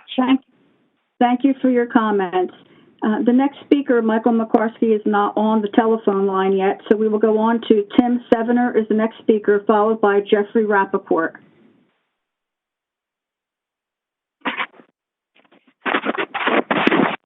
Hello, Tim Sevener, S-E-V-E-N-E-R. While we appreciate the fact that New Jersey Transit was willing to meet with our group promoting solar renewable energy to run the New Jersey Transit grid 14 days off-grid, they have still never seriously considered solar renewables. Instead, they continue to insist on a huge single point of failure, 100-megawatt natural gas plant running 24/7, 365 days of the year, polluting an already polluted area which has probably lost more lives to the COVID pandemic precisely because of existing pollution. The New Jersey Transit grid does not require a 24/7 year-round natural gas plant. Its sole requirement, acknowledged by NJ Transit and the FEIS, is to be able to run train service off-grid for 14 days, which requires 100 megawatt. We have demonstrated and provided very clear documentation that a solar tidal renewable combination with minimal on-demand gas backup can provide this capability. 1, solar renewable rail is fully capable of providing the traction power to run trains, as is being done already in the Netherlands, Austria, India, Australia, and other countries through the world. 2, solar renewables plus energy storage are more compatible with surge demands of rail traction. New Jersey Transit acknowledges flywheels are required for this with their natural gas plant. 3, solar renewables are actually more affordable at this point in time. According to the Rocky Mountain Institute, and I gave this graph in my presentation, the solar renewables crossed the line of being cheaper than natural gas plants in 2019, last year. The FEIS from New Jersey Transit uses figures from 2013, which are way outdated. Today, now you can get twice the production out of solar you could in 2013. We have surveyed sufficient solar acreage to provide 100 megawatt, and we provided that to New Jersey Transit, which we talked about in our meeting. 1 place, Copper Coke site itself, 40 megawatt solar farm. Right next to that, which could be obtained, Standard Chlorine site, 10 megawatt solar farm. We could build Newark solar tunnels where the trains go underneath the ground, so you just lay solar panels above the trains. This could provide 15 megawatts. Rail yard sheds, train station roofs, platform roofs that have been surveyed already and provided to New Jersey Transit could provide 10 megawatts. Parking lot canopies could provide 20 megawatts. And then there are the huge rail yards themselves of 115 acres, which could provide 35 megawatts. Thank you for your comments. The next speaker is Jeffrey Rappaport, followed by Ken Dolsky.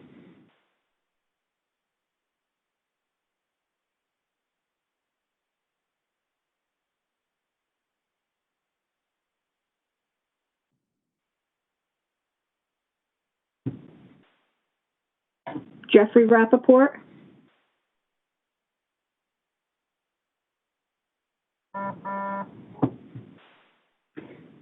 Okay, we'll call on Ken Dolsky.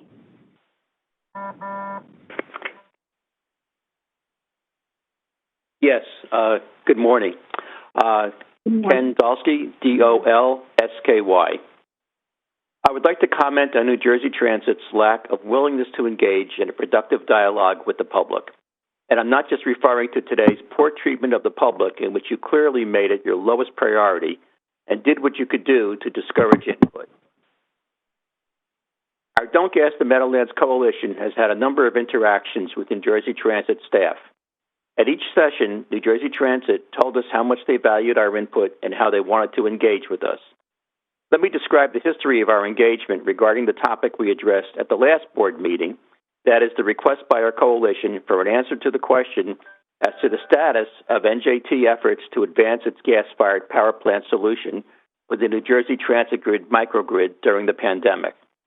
On March 21st, I wrote to Mr. Wyckoff asking if the pandemic had temporarily shut down your efforts on the power plant project. I asked if you have stopped working on preparing RFPs, environmental applications, engineering studies, etc. Mr. Wyckoff replied on March 24th, saying there was a state of emergency. Almost all New Jersey Transit non-operating staff were working remotely and that they would work with us, but when and where they were available. He did not address my question. I replied the same day, saying we have to assume from your answer that NJT is still moving ahead with the project. There was no response from Mr. Wyckoff. On April 6th, in conjunction with your last board meeting, I sent you an email on behalf of our coalition stating, our coalition's ask of NJT is to stop working on the transit grid gas plant while unable to work on the renewable energy solution. If NJ Transit has taken this action, please confirm it in writing. If NJ Transit has not taken this action, please confirm and explain the reasons for not stopping work on the gas plant. I stated the same request at your board meeting the next day. We received no response to our email or our in-person request. our virtual in-person request. On April 16th, I sent you a letter on behalf of our coalition repeating our request. There was no acknowledgement from Ms. Zuzek, let alone a response from you. Mr. Wyckoff did reply that he might have status update for me, but it never materialized. On April 18th, Mr. Wyckoff sent a message about the approval of the final EIS, but again did not address our question. I replied to his message by again asking our question on status. There was no reply. On May 3rd, I sent another letter to Ms. Zuzek asking if she forwarded our first letter to the board. We received no reply from her. On May 5th, Mr. Wyckoff replied to tell me that Ms. Zuzek did have our letters and went on to assure me that the pandemic has in no way limited the ability to have a public discourse with NJT. As in every past message from him, he totally ignored my repeated request for status. So now, here we are on May 13th, 7.5 weeks past our original request, and NJT has failed to answer our simple question of the status of your work on the gas-powered solution. I can only assume that NJT's statements about engaging in public discussion only apply when the answers are not embarrassing or distressing to NJT. Mr. Wyckoff said the pandemic is not preventing this type of discussion. So, what are you hiding? And we are still waiting for answers. So much for your welcoming our input. Thank you. Thank you for your comments. The next speaker is Jeff Tittle, followed by Ann Kelly. Hi, this is Jeff Tittle, J-E-F-F-T-I-T-T-E-L, Director, New Jersey Sierra Club. And I want to thank the New Jersey Transit for all their work on dealing with the pandemic and making sure commuters social distance. But I'm here to say that you also need to be social distancing from dirty fossil fuel plants. That we believe that the EIS and the rubber stamping of it was a sham and one of the most shameful events in New Jersey Transit history. You're supposed to be looking out for the riders. You're supposed to be looking out for the environment. Your job in New Jersey Transit is to help clean our air by getting people out of cars and into transit to get them to work on time. But instead, you went forward with this EIS in the middle of this pandemic where it's directly related to environmental health and air pollution. The Sierra Club is the only group that actually had a formal interest in both the EIS process because we're the only group that testified as well as submitted comments. And yet we did not have a chance to comment on the final EIS. Instead, you put out the final EIS without a 30-day comment, which is usual, and then you just adopted the ROD at the same time. So by adopting the ROD the way you did, you gave the environment a shaft. And we're here to say to New Jersey Transit and to the governor, if you really care about clean air, if you really care about the environment, if you really care about dealing with climate change, then you have to pull the plug on this plant. We support your capital plan and many things you're doing. This should not be part of your capital plan. This should not be part of the federal funds that we hope you get to keep the trains running. You need to stop this dirty project from moving forward. We strongly believe that New Jersey Transit can easily meet their needs for the electricity through the microgrid, through renewable energy, whether it's solar, on Copper's Coke, which is a Superfund site and not a place for a power plant, or in the Meadowlands with a direct line coming down from places like the Kingsland landfill, with also backup with battery as well as you can use tidal hydro in the river as well. We need to move New Jersey Transit into the 21st century, not backwards to the 1950s. You know, you're talking about making the train safer with positive control. Well, you need to make our air safer by scrapping this idea for a dirty power plant. We believe, quite frankly, that we want to work with New Jersey Transit to come up with a solution. We want to work to make sure that we're protecting the people in South Kearney and in Jersey City, which are two of the biggest hotspots for coronavirus. This area is F level when it comes to air quality by American Lung Association, and your EIS is an F. You didn't look at the alternatives. You didn't look at environmental justice impacts. You didn't look at climate impacts. Instead, you rubber stamped this dirty deal for dirty power. And we're calling on you today to reopen this process, allow for more comments, and work with the communities and work with the environmentalists and coming up with a real alternative for being one of the first train systems in the United States that can run on solar. We beg you to do what's right and pull the plug on this dirty power plant. Thank you. Thank you for your comments. The next speaker is Ann Kelly, followed by Bill Barron. Hello, my name is Ann Kelly, A-N-N, Kelly, K-E-L-L-Y. Thank you for allowing me the opportunity to speak. Fracked gas is a dirty extractive process that destroys the water, soil, and air with methane, radiation, and chemicals that harm wildlife and humans. To further damage already destroyed ecosystems is unconscionable. Our planet has finite sources, and yet this plan acts as if infinite growth is sustainable, which it clearly is not. While we must come to the uncomfortable truth that we may face a complete ecosystem collapse within the next decade, New Jersey Transit continues to do, quote, business as usual, unquote, catering to the failing and destructive demands of the fossil fuel industry that has put the world, country, and state on a path of self-destruction. This new fracked gas plant is really for emergency use, but at the heart, it is about profit over people. We should be focusing on decreasing our demand for fossil fuels as well as our carbon footprint and increasing the use of renewables and investing in high-speed, efficient, rapid transit as used in Europe and Japan. Additionally, no one is addressing the elephant in the room, the fact that this power plant is near many towns that have already been burdened with greater amounts of industrial pollution and colors the project with environmental racism. We must put all our efforts into researching better storage and improving renewable energy and more efficient transit systems, not dinosaur fossil-fueled plants that are to be used in redundancy. Additionally, to build on or near a Superfund site is truly an act of hubris. We are not immune to the toxins that already flood our air, water, and land, and to further increase the possible release of them through construction will further damage sensitive ecosystems and the health and welfare of the people you are supposed to serve. This is the time to stand up for what is just, not what is profitable for a few. It's time to demand for a new vision for our future and halt this unneeded fracked gas plant, especially when we are fighting a worldwide pandemic that threatens us all. There is no time left to stop the impending global collapse of our planet. So we must stand up and say stop to all further construction. Thank you for your consideration. Thank you. The next speaker is Jeffrey Rappaport, followed by Bill Barron.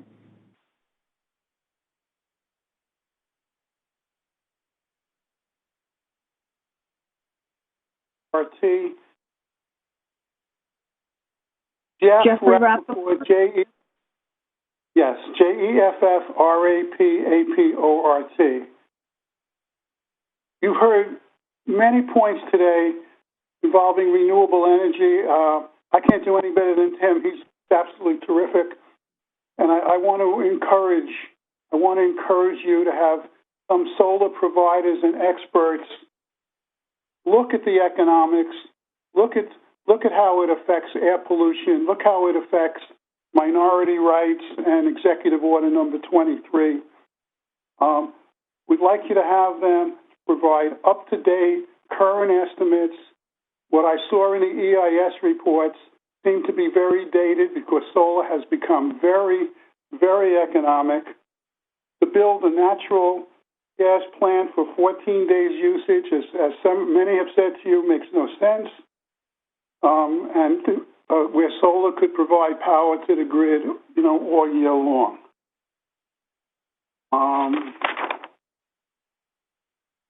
Almost all of New Jersey is graded F by the American Lung Association. Why add to it? Let's reduce pollution. It kills. It's going to affect my grandchildren. It's affected so many people so far. The government has talked about how air pollution interacts with COVID-19. They're both killers, and I understand that that's a priority right now.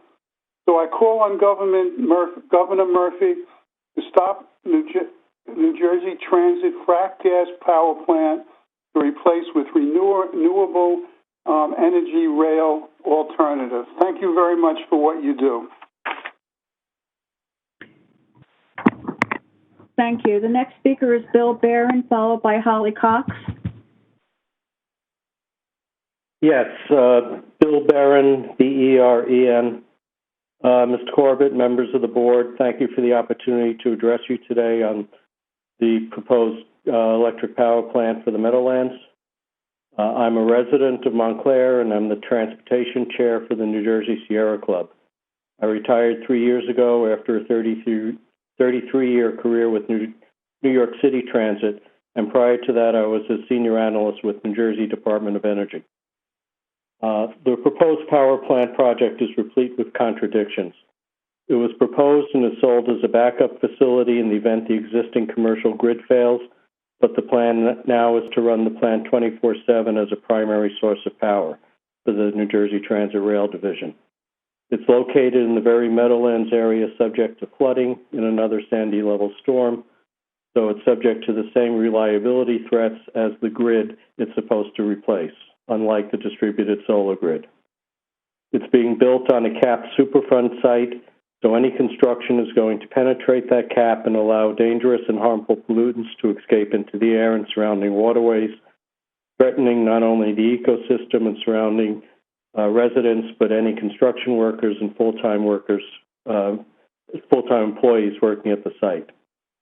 It's powered by fracked natural gas, which releases climate-changing hydrocarbons into the atmosphere at every stage of its production, from extraction, transportation, to final burning, in direct opposition to Governor Murphy's goals in his recently released Energy Master Plan.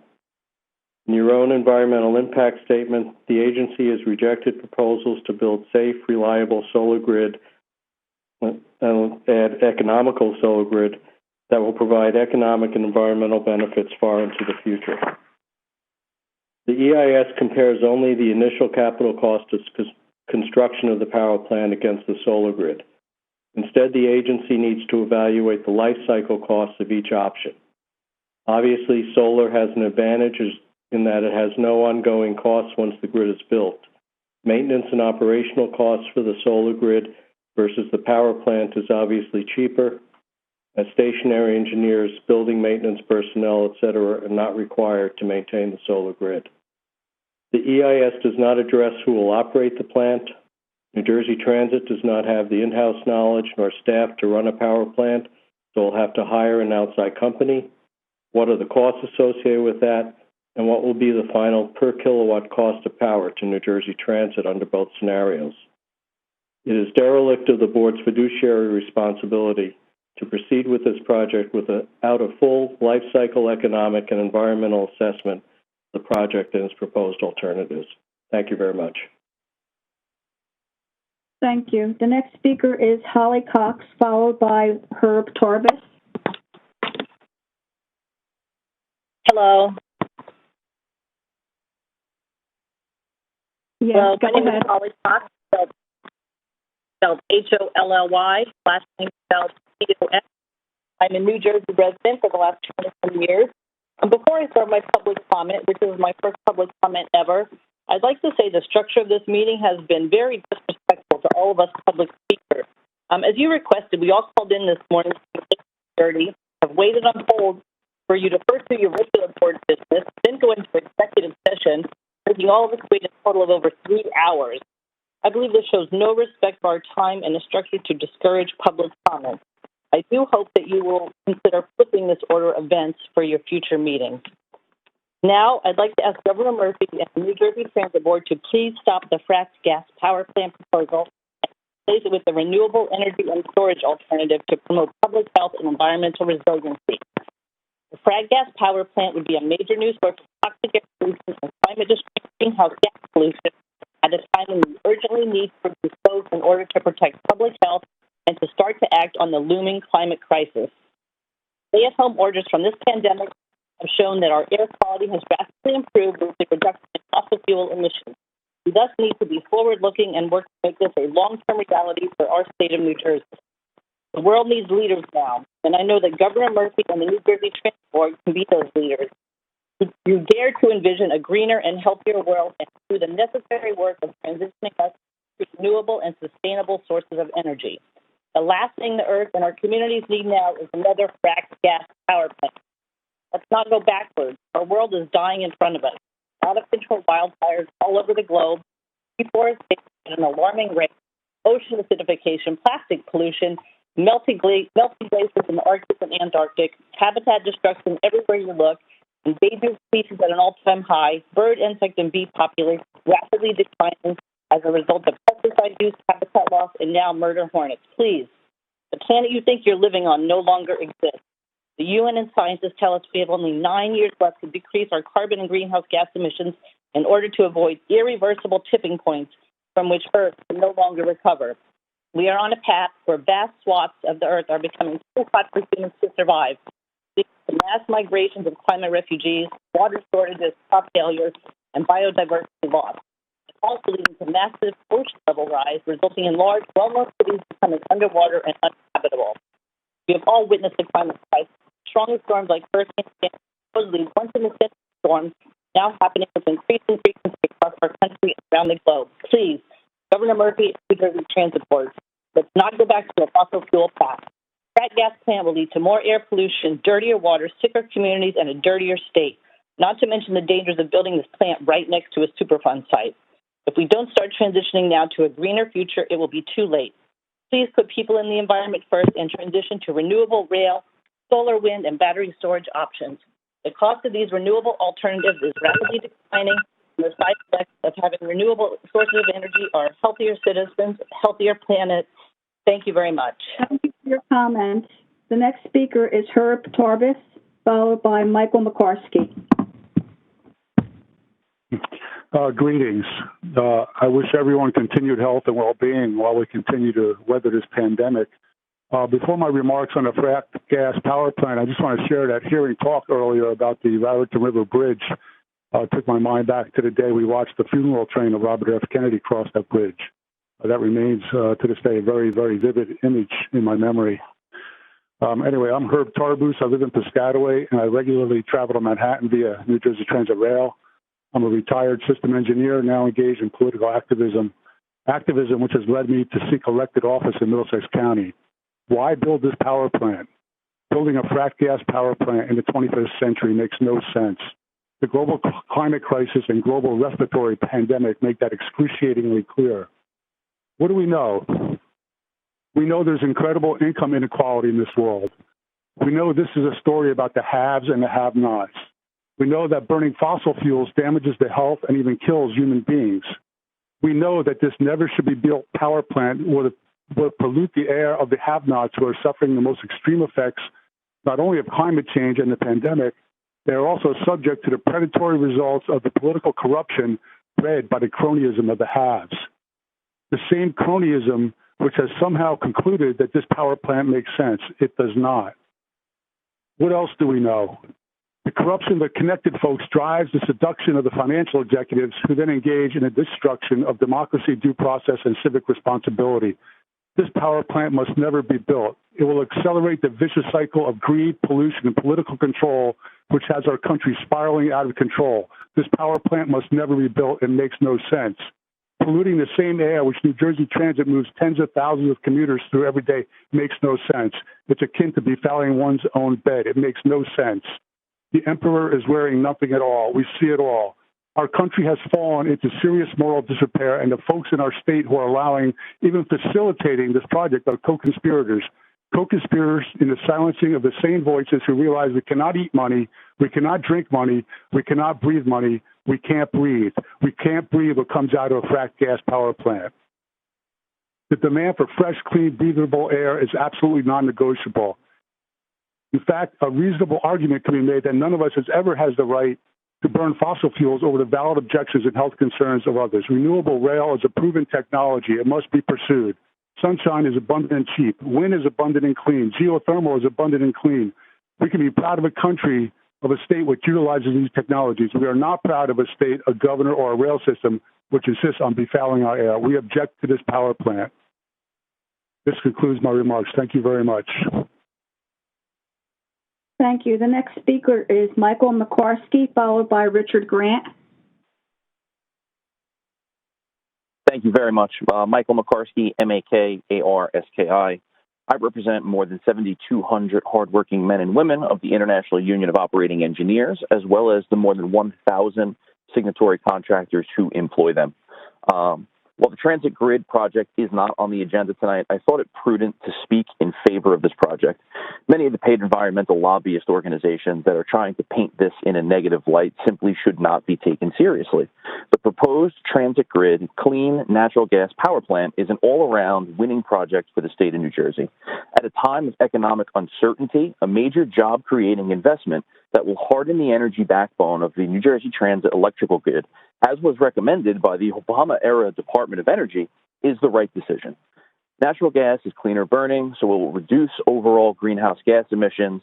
It is more efficient, so New Jersey Transit will get more bang for the buck when it's operating, and it is one of the most reliable energy sources to generate power. In fact, natural gas is typically the choice generation source for the renewable energy sector on the days when the sun isn't shining and the wind isn't blowing.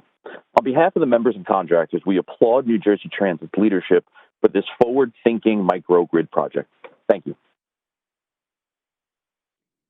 Thank you. The next speaker is Richard Grant, followed by Zoe Baldwin. Hello, this is Richard Grant, Grant. Appendix D in the final environmental impact statement for the New Jersey Transit Grid project provides New Jersey Transit's most detailed explanation for why it rejects renewables and energy storage to power the microgrid, and therefore would not be required to provide developers with the data needed to properly bid on the project. The impression it gives is that New Jersey Transit remains subject to bureaucratic inertia. The New Jersey Transit Grid project was introduced to be a game-changing model for America and the world in 2013. NJ Transit, in rejecting alternatives, advances a gas-fired power plant that would spew out carbon emissions and other pollutants for 30 or more years. Now its strongest defense in the statement is that the plant is less incrementally dirty than the state's older gas-fired power plants. The Appendix D arguments, and no reason is given for leaving out any discussion of tidal energy, alone or paired with energy storage, signal that their author already has some familiarity with gas-fired power plants, but did not research and evaluate the most current data on renewables and energy storage that would square with what is observed and reported in the real world. Strangely, that Appendix D notes that the only U.S.-based utility-scale solar plus storage system in the U.S. Department of Energy's energy storage database is a 13-megawatt solar plus storage system in Hawaii. It's a 2017 project. But according to an April 2020 post at Utility Dive, there are now 61 U.S. renewable projects online of more than 1 megawatt co-located with batteries that represent 4.6 gigawatts, a gigawatt being 1,000 megawatts, and another 88 projects in the intermediate development pipeline and in the 7 main interconnection queues that represent a total of 83.7 gigawatts. That's a big miss. The amount of solar energy acreage needed is based on a 2013 technical report from data compiled earlier. Given ongoing technological improvements made to raise solar energy output, that is like relying on a medieval illuminated manuscript. The project costs for solar PV energy and for battery energy storage are each based on a 2018 technical report from data compiled earlier. But a top-level nationwide average is used when the report's solar modeling input and assumptions are replete with varies by location, varies by system size, and varies by labor activity. There is no indication in the appendix that the author of it ever reached out for post-2017 current data to government agencies like the U.S. Energy Information Administration or to trade associations like the Solar Energy Industry Association, or for New Jersey-based data to the New Jersey Board of Public Utilities, directly or through board member Bob Gordon, who is the New Jersey Board of Public Utilities Commissioner. Thank you for your comments. As a result... Thank you for your comments. The next speaker is Zoe Baldwin, followed by Steve Krinsky. Thank you. My name is Zoe Baldwin, Baldwin, and on behalf of the Utility and Transportation Contractors Association, I'd just like to say a few words in support of the Transit Grid project.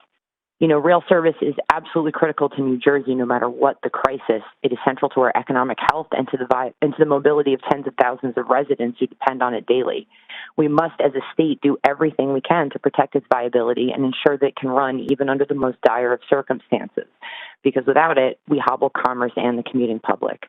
The Transit Grid project will ensure reliable and resilient public transportation during outages of the commercial grid and other emergencies, and will minimize disruptions to the regional workforce and the economy. It's essential that we prioritize projects like this in order to protect our investments and keep our state moving in the worst of situations. For government to be effective, it must learn from the past and improve. During Hurricane Sandy, New Jersey Transit was hobbled by the exact system outages that this project will prevent, and that's actually exactly the kind of leadership we expect from an agency in charge of such a massive network of state assets. At stake is nearly $500 million of federal funding, thousands of living wage jobs, and the viability of our rail network. NJ Transit should absolutely advance the Transit Grid project. Thank you. Thank you. The next speaker is Steve Krinsky, followed by Alan Kratz.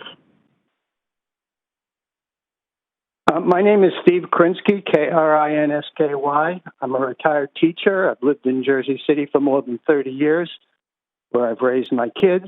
I'm very concerned about the negative impact of the power plant proposed for Kearney, for my children, for my neighbors.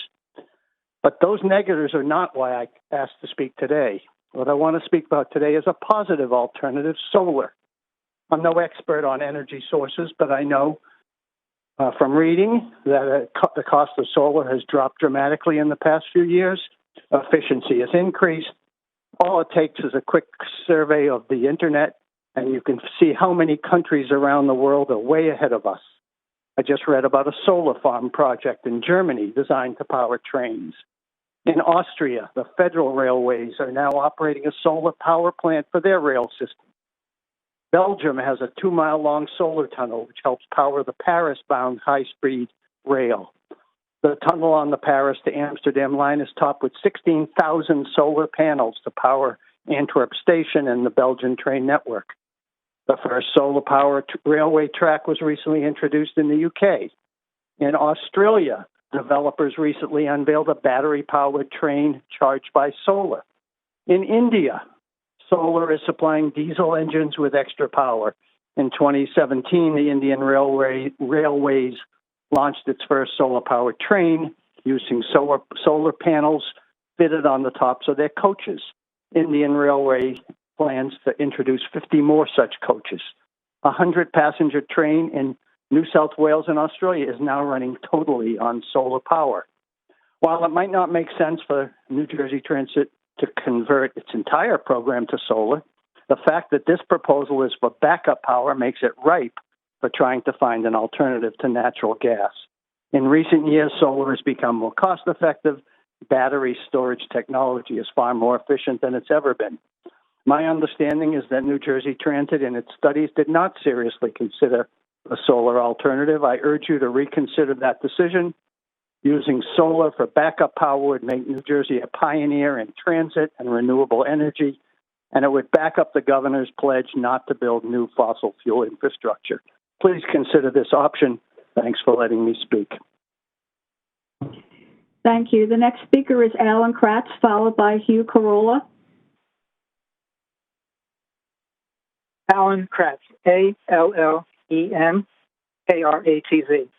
Good afternoon, board members. First, I appreciate this virtual meeting, and having worked in 110 Plaza, I hope that you direct your entire office staff to work from home during the rest of this year to prevent further COVID infection and fatalities among my former coworkers and their coworkers as you and they lead us responsibly through this pandemic.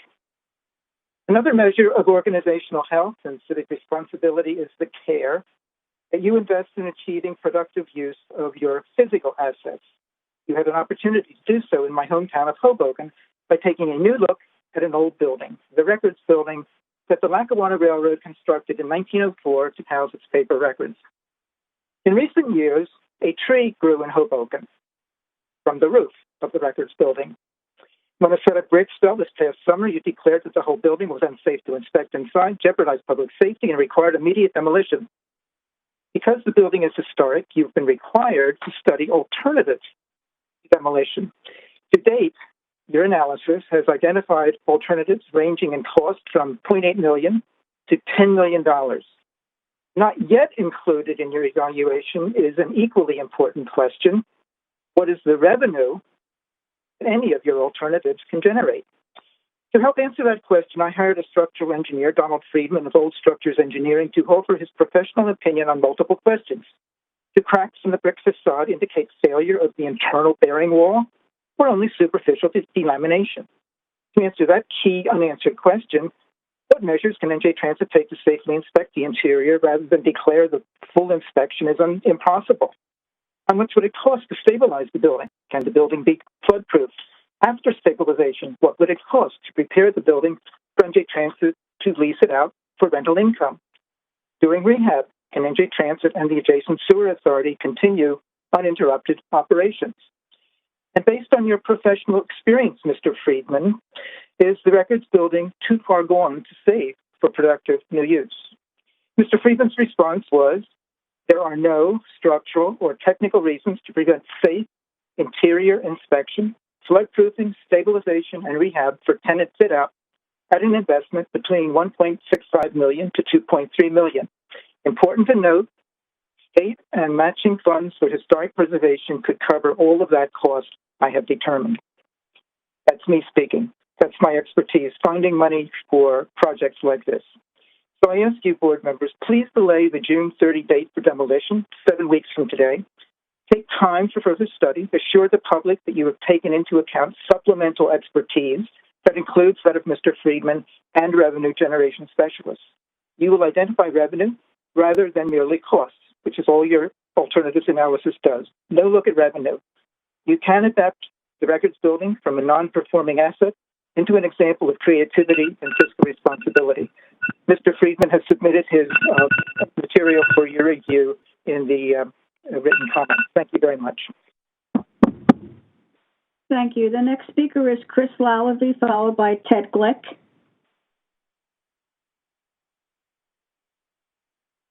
Hi, thank you. My name is Chris Lalevee, Lalevee. I'm a business representative with the International Union of Operating Engineers, Local 825, and we have over 7,200 members in the state of New Jersey and the lower 5 counties of New York. I just wanted to start with the obvious following the outages of Superstorm Sandy. New Jersey Transit, the Obama administration, Department of Energy, NJBPU, and FTA, they all put a plan and funding to mitigate future outages by constructing and dedicating a microgrid powered by clean natural gas, which is 100% reliable. Additionally, they also supplemented for a solar field to add additional megawatts when conditions were good. Hundreds of jobs, thousands of tradesmen and women, hours will be created, time when we need to be putting folks back to work. We have underutilized the industrial area that we finally see quality redevelopment. Lastly, a hardening of our energy system will ensure the minimalization of the New Jersey Transit outages. I do applaud the future consideration and thank the board for the continued forethought and leadership. Thank you. Thank you. The next speaker is Ted Glick, followed by Melissa Abernathy. Yes, Ted Glick. I am the president of the Group 350 New Jersey. I'd first like to respond to the comments of the brother before me and the other union folks. You know, whatever the fuel source is for an energy project, a project that generates electricity, there's going to be construction jobs necessary to build that structure. You know, the structures necessary for the electricity to flow, and et cetera, et cetera. I mean, that's just a fact. It doesn't matter what energy source there is. There's still jobs that are created when you're putting up solar panels, when you're creating the solar panels, same thing for wind, et cetera. So there's kind of like this false issue as if you had a solar-powered New Jersey Transit operation in Kearney, that it's not going to create any jobs. I'm sorry, that's just not true. And the reality is that when you get serious about a clean energy revolution, which is building and is going to happen, the question is if it's going to happen in enough time to avoid, this very destructive climate catastrophic events all over the world. There's tremendous amounts of jobs, new jobs, living wage jobs that will be and are being created in making that transition. So, none of us are against building this project. The question is the fuel source. That's the issue. What's the fuel source? And it shouldn't be gas, frack gas, natural gas, methane gas. It's not a clean energy source. There's some people, unfortunately, who say that they understand about the climate crisis and want to do something about it, and yet they continue to believe that gas is a, quote, bridge fuel to some future time when we're running on renewable energy. It's not a bridge fuel. It's a gangplank to climate devastation. That's what it is. Gas is primarily methane. Methane is 86 times more powerful as a global warming gas than carbon dioxide. And so that when gas leaks out of the whole process of bringing it out of the ground, transporting it, storing it, and then burning it, when it leaks, it has major impacts in terms of climate change.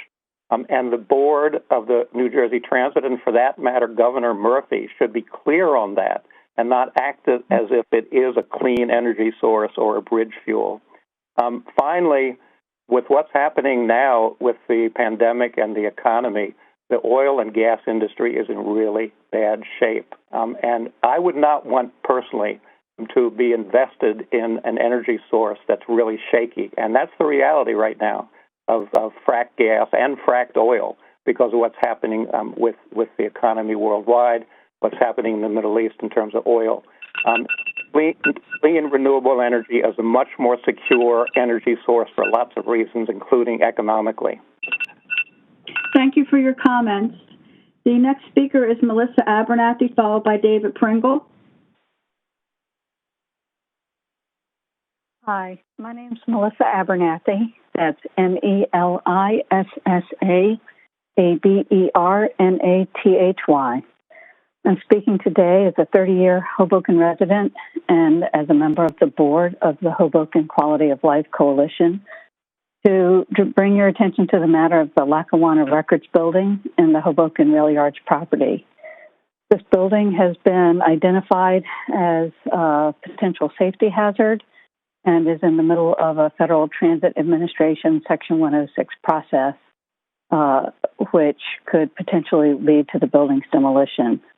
Normally, this process would be subject to public input, but due to the pandemic canceling public meetings, there has not been adequate opportunity for the public to provide its input. Therefore, I'm first requesting that the board intervene to extend the deadline imposed by the 106 process and to find a way better than this particular channel that you're using, which has been an abuse of the public patience, to give the public a chance to make their views on the future of this building heard. Secondly, I would like to join the Hoboken Quality of Life Coalition's voice to those of Alan Kratz and Terry Prancis, who is a leader of a group of concerned citizens called the Responsible Development Task Force, as well as Claire Lucas, and a historic preservation expert, Donald Friedman, who has submitted his comments in writing. We are all advocating that the board consider and approve Alternative 4 for adaptive reuse to stabilize and preserve the records building.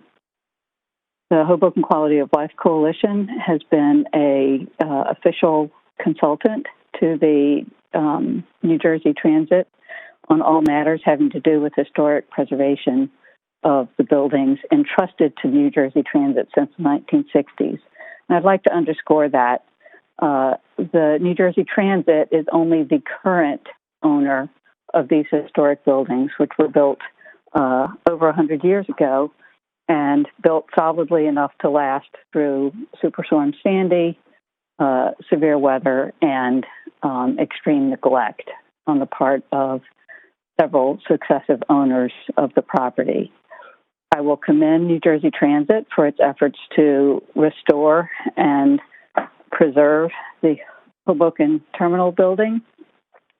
You've admirably repaired and restored some of the fine historic detail.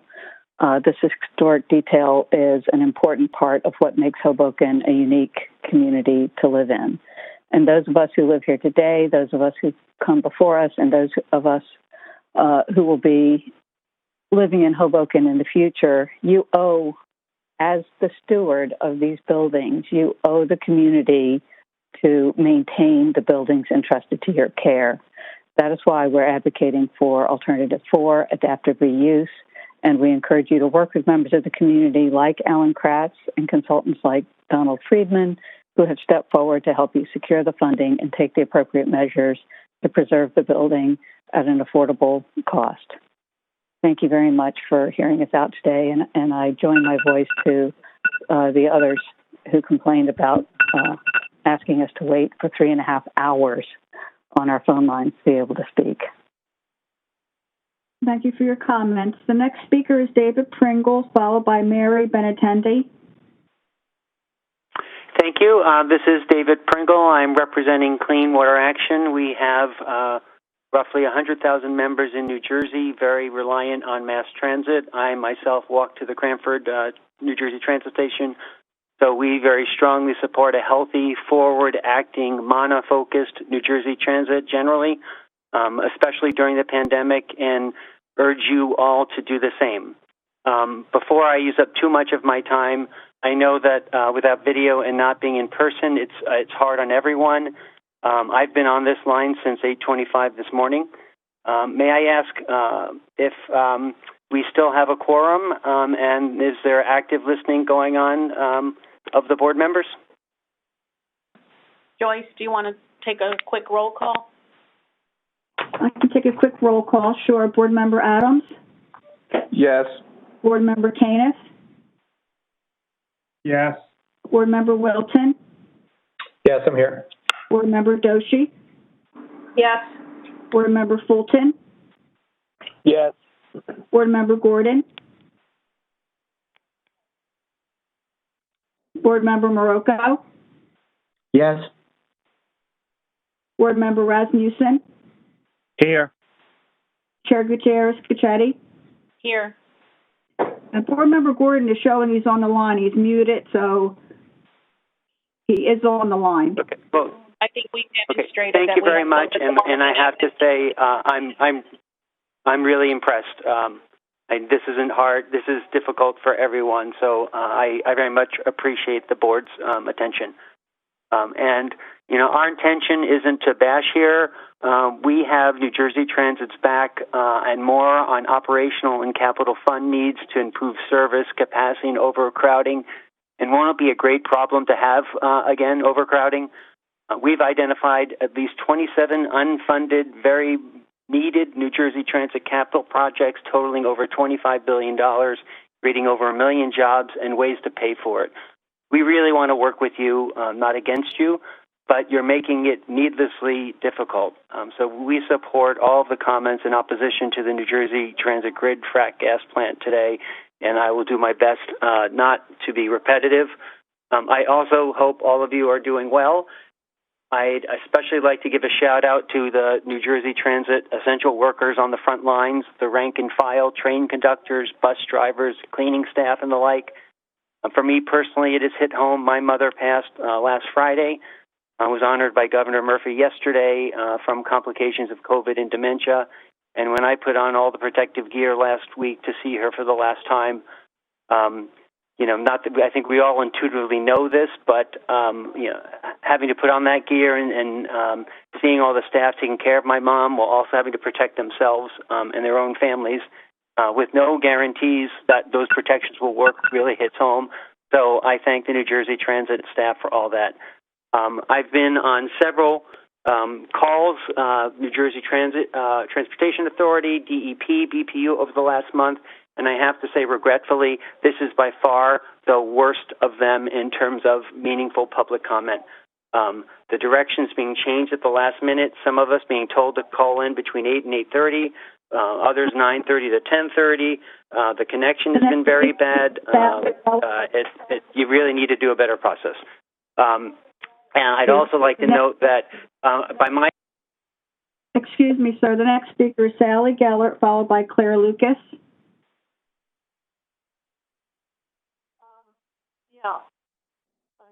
Okay. Sally Gellert from the Lackawanna Coalition, Legislative and Communications Director.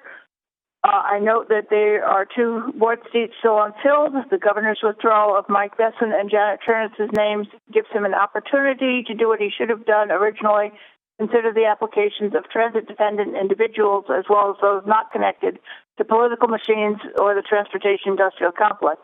We note especially the interest of Lackawanna Coalition's David Peter Allen, New Jersey Association of Rail Passengers Len Resto, Jeffrey Marinoff of the South Jersey Transportation Advisory Committee, and Nicholas Pittman, also from South Jersey, all of whom were unable to find a way to apply, even though most had alerted their state senators of their interest.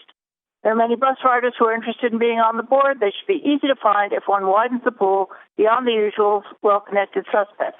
My only surprise is that there was a bump in the road of political appointees. Maybe there is hope for us after all. And I second all the comments about waiting hours on tying up home phone lines for a 3-minute comment that you should have heard all of us before you went into executive session. Anyway, we stand with the many individuals who last month and again today rise in opposition to the New Jersey Transit using resources to build a gas-fired power plant in an environmental justice community near a Superfund site. Spending $450 million of transportation money on generating energy diverts needed capital funding, as David Pringle said, away from transit projects. The problem during Superstorm Sandy was not generation, it was distribution. Generating more energy, when you are not an expert in that, does not solve that problem. The actual microgrid of strategically placed solar panels and battery storage is the better part of the project. For the rest, we'll leave it to the pros. We know New Jersey Transit finances are already stretched, and we think you should stick to your base area of transportation. We hope the New Jersey Transit will focus on again becoming the up-to-date professional transit agency that it was at its founding and has not been for way too many years. We thank especially the frontline New Jersey Transit employees who keep our essential transportation services running. We hope that they have access to all the protective gear and testing that they need to stay healthy and confident during this stressful time. We know that it takes many more in the back rooms, garages, and offices than visible to the public to support those interacting with the public daily. We're glad to see an announcement in Mass Transit Magazine of increased testing in East Rutherford, Rowan University, and plans for a Central Jersey testing site. I attended the committee meetings earlier this month and was appalled to hear that the payroll department was so vulnerable to one employee becoming ill and unknowingly spreading the virus in close quarters that it affected the ability to get paychecks sent out on time. It should not take a crisis to ensure redundancy, but we hope that this will encourage managers throughout the agency to double-check plans for future unexpected catastrophes. Thank you very much. Thank you. The next speaker is Claire Lucas, followed by Jane Califf.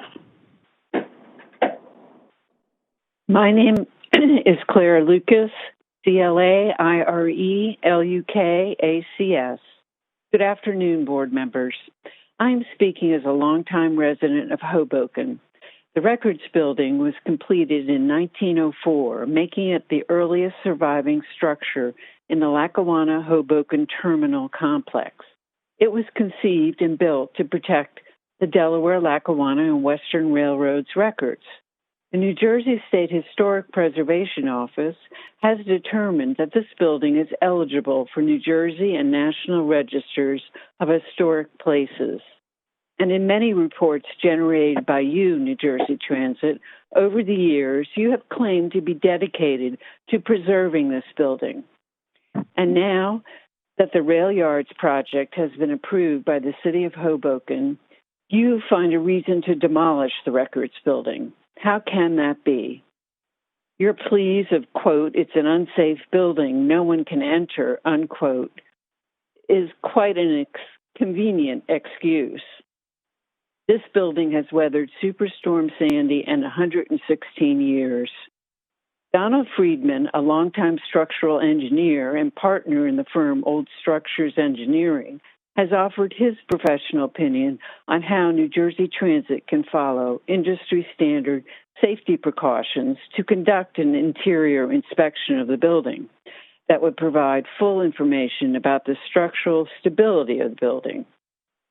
And why is there no clear map on the New Jersey Transit website as to where the Records building sits in relation to the Rail Yards project? It's plain in the LCOR presentation plans where the building sits. It's an impediment to a fast build of site number 2. Consider the sustainability of keeping this treasure. Consider the fact that the state and people of Hoboken and New Jersey entrusted this building into your care. You do have a responsibility to us. Consider Site 2 with the design of incorporating the Records building instead of seeing it as an impediment.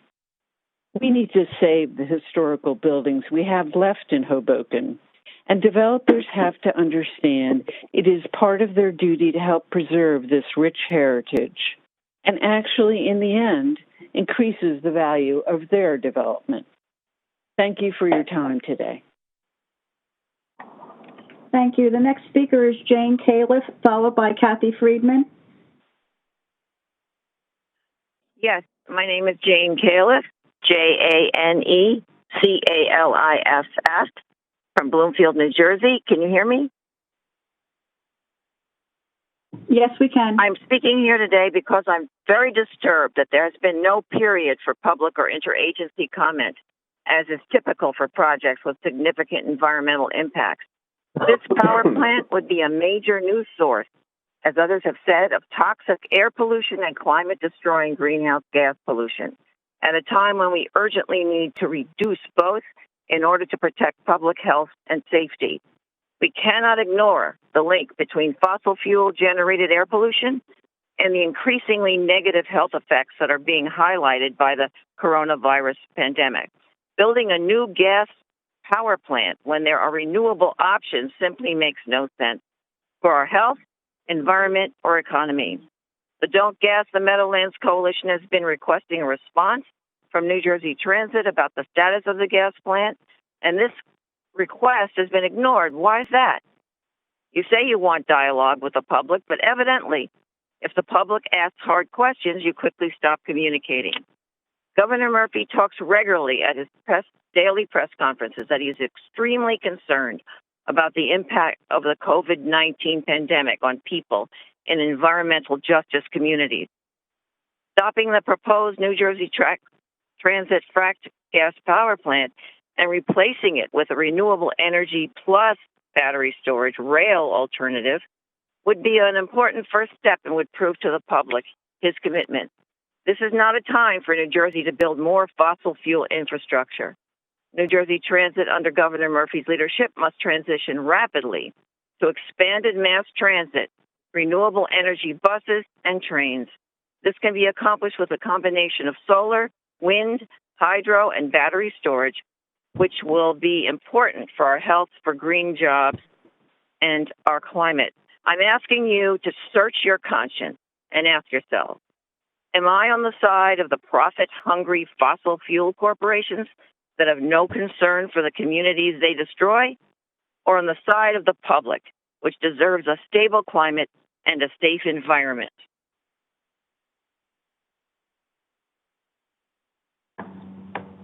Thank you for your comments. The next speaker is Kathy Friedman, followed by Reverend David Stump. Hello, can you hear me? Hello? Yes, I can. Yes, we can hear you. Okay, my name is Okay, great. My name is Kathy Friedman. I live in North Bergen, New Jersey, I call on Governor Murphy and the Transit Board to stop the New Jersey Transit fracked gas power plant proposal and to replace it with a renewable energy and storage alternative for public transit resiliency. I, too, have been sitting here for many hours and have heard many of these very excellent people speaking with facts and figures and common sense. And that is why I am calling today, what have we learned? That's always a question that applies to so many disciplines, and we learn from history. But not only are we learning from history, what are we learning as we sit right here now with COVID, and we see how fast and how rapidly changes occur in the way that we do everything in our lives, and that has to be taken into account today, and it had to be taken into account when this study was originally proposed, as I learned, and the amount of time that's gone on. This power plant, so I'm going to repeat some of the things you've heard and maybe offer one more. This power plant would be a major new source of toxic air pollution and climate-destroying greenhouse gas pollution at a time when we urgently need to reduce both in order to protect public health and safety. We cannot ignore the link between fossil fuel-generated air pollution and the increasingly negative health effects that are being highlighted by the coronavirus pandemic. As people have already mentioned, please look at the demographics of the towns of Kearney and the surrounding towns. There are a disproportionate amount of aged, ethnic, low-income households who may already have limited resources and compromised living situations. This power plant will exacerbate these conditions and associated costs, both individually to the households as well as to all of the governmental agencies, services, tax revenues, pros and cons, and then the tax onus on all of the individuals.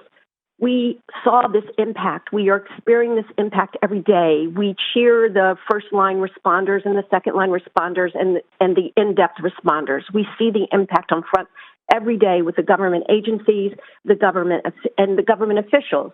Your time is fractured. Everyone is fractured. What have we learned? I'm just going to keep saying that. We, additionally, please consider that New Jersey is the densest populated state by population with more toxic sites than any other county. Think of them. There are many in Linden, Newark, South, Kearney, Orange, Edgewater, Carlstadt, and more. What have we learned? If it's about jobs, union or otherwise, there are jobs available, many jobs available, some of which include remediating these sites faster and better with the knowledge that we've gained over time from the mistakes that people have made in the past. Also, please honor the Hackensack Riverkeeper for all the efforts that they have done in the last 25 plus years to fix the Meadowlands and raise our awareness. And last but not least, the 69th CSX to build. Thank you for your comments. The next speaker is Reverend David Stump, followed by Mary Walsh. Unfortunately, I'm still stuck on my conference. Good afternoon. My name is David Stump, S-T-U-M-P. I'm speaking to you today to urge you to protect the health and lives of New Jersey people by blocking the current plan for New Jersey Transit to build a new fracked gas power plant in Kearney. Such a plant will attack the health of our people, especially our children, by adding yet more air pollution to an area already graded F by the American Lung Association for dangerous levels of ground-level ozone caused by fossil fuel pollution and our warming climate. It will endanger the health and lives of all of Earth's people by adding yet more greenhouse gases to our atmosphere at a time when the scientists who have spent their lives studying this problem are telling us that we have very little time left to make significant reductions in the amount of these gases in our atmosphere. The stay-at-home orders from the coronavirus pandemic have also shown us that our air quality will drastically improve with a reduction in fossil fuel emissions. Because of lower emissions, residents in Bergen, Essex, and Hudson counties are now breathing cleaner air than we have experienced in generations. This can be a long-term reality for our state, but only if we work to lower our emissions and not double down on the polluting fossil fuels that have made it this bad in the first place. New Jersey Transit already owns acres and acres of parking lots. Putting solar panels above these parking spaces and above train platforms, station buildings, maintenance building, etc., will provide a large amount of non-polluting electric power to the New Jersey transit system. Advances in solar technology and energy storage technology have already reached the point where this might well be less expensive to build and operate than the fracked gas plant currently under consideration. It is my understanding that the NJT board has pushed ahead to do what we've always done without seriously considering the solar rail option. In particular, Appendix D of the FEIS scoping out alternatives is deficient in that it relies on old data and ignoring the significant reductions in the cost of solar systems made in the past 7 years. I urge you to stop any further work on this plant until you have conducted a thorough study of the solar options, issued a comparative analysis of these options, and allowed ample time for public comment on the choice of these. Finally, let me join several other people in saying that putting all of us on hold for 45 minutes while you went into executive session speaks volumes about your concern for the public. Thank you very much. Thank you. The next speaker is Mary Walsh, followed by Josephine Paredes. Hello, New Jersey Transit Board. My last name is spelled Walsh, W-A-L-S-H, Mary. I'm the conservation chairwoman of the North Jersey group of the Sierra Club and a certified science teacher in the state. Thank you for the opportunity to speak. This morning, I listened to the director and recognized that you've shown great responsibility in dealing with the COVID-19 pandemic. Everything you're doing shows you are very concerned with the health of your employees and the riders, and I'm very thankful for that. I have every confidence that you can apply that same concern for the health of the riders and residents by not contributing to pollution and exacerbating the problems of climate change. Make sure we don't burn as many fossil fuels. I urge you to generate clean electricity. I also urge you to make the best possible use of the funds from the FTA, especially in this time of reduced economic activity. To prepare a plan that takes into account possibly not seeing the money from the federal government in a timely manner only makes good financial sense. But just because the federal government wants to operate with their heads in the sand doesn't mean you have to. You've shown a willingness to not repeat the problems of Hurricane Sandy by providing backup for trains in the amount of 100 megawatts of backup electricity. You can access this amount and more cheaply and well with a combination of solar on the 165 acres of land available for that purpose. This was described to you in a meeting with Tim Sevener, director of the New Jersey Association of Rail Passengers. This could be in conjunction with a small power plant that runs off gas generated by methane from the 2 landfills in Kearney, which is a source of biogas. At the last tally, the methane PSE&G collects in Kearney is some 7.8 million cubic feet, and there is probably more. It's commendable that the plant will reduce nitrous oxide. Now you have to reduce the size of the proposed plant and make it operate off biogas. Your concern is very focused on jobs.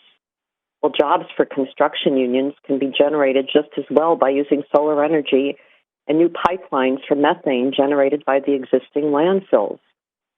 You can generate the same number of jobs without putting the health and well-being of the citizens who live here in North Jersey at risk.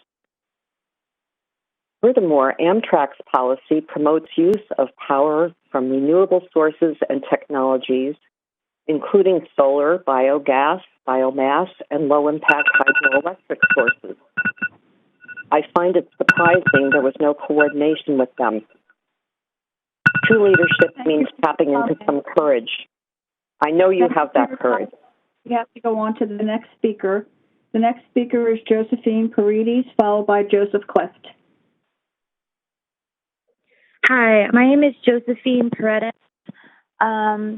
Paredes, and I am asking New Jersey Governor Murphy and the board to discontinue building fracking sites around New Jersey and to instead get on board with using renewable energy alternatives for public transit. Governor Murphy, I recently wrote to you a letter I hope you got in the mail by now. I was thinking to myself that during these unprecedented times of change, it would be a fortuitous time to shift and evolve our energy and transit to renewable resources over fossil fuel and natural gas fracking. It is time we invest in sustainable energy generation, solar, wind, hydro, battery storage, over the depleting sources of oil and gas. Another fracking power plant in New Jersey is a bad investment because it risks the public health and safety of our residents' drinking water. This proposed power plant specifically puts Jersey City, Newark, other towns in Hudson, Essex, and Bergen County at risk of pipe water contamination. We should invest in upgrading our energy sector to the advanced technologies of electric power. As I mentioned in my letter, I hope you take the time to read, the government can lead the renewable energy revolution by generating green energy from government state properties. Even businesses and homeowners who jump on this bandwagon can do their part to contribute electricity to the power grid by generating green energy from their roof. Investing in the use and research of renewable energy technologies to create job opportunities for people to learn and innovate. It's time to act on science now to ensure the sustainability and resilience of New Jersey. The times are changing, and we must shift and adapt to these changes to mitigate the worst effects of climate change. Dear Governor, I know this can make one nervous charting through unknown territories, but I believe that with your leadership, the people of New Jersey can build new ways that ensure our safety, health, and prosperity in our future. Thank you. Thank you. The next speaker is Joseph Clift, followed by Doug O'Malley. Good afternoon. Joseph Clift, CLIFT. Several topics, Portal North Bridge being the first. All the way up to President Corbett, New Jersey Transit Management knows this bridge only qualifies for the $822 million federal grant it needs by deceiving the FTA, by omitting information, deception by omission. It's 1.6. There is no capacity gain from the bridge. All of it comes from new rolling stock, but New Jersey Transit fails to tell that to the feds. Its $1.6 billion cost is a waste of taxpayers' dollars. There's been no peak period rider delay in over a year. I offer Member Fulton and Gordon the opportunity to learn the reality of portal mechanics and dollars. Secondly, on the transit grid, in addition to the carbon footprint pollution problem, there's a second bad idea. There's a second reason this is a bad idea. The $450 million to be spent on this plant is transit dollars being spent on electricity. That is a crime. The electric grid can supply needed power. The issue is reliable distribution, not generation. It's a false narrative that this entire project is premised on. And that $450 million is needed for a third Hudson Tunnel, especially with the COVID financial meltdown.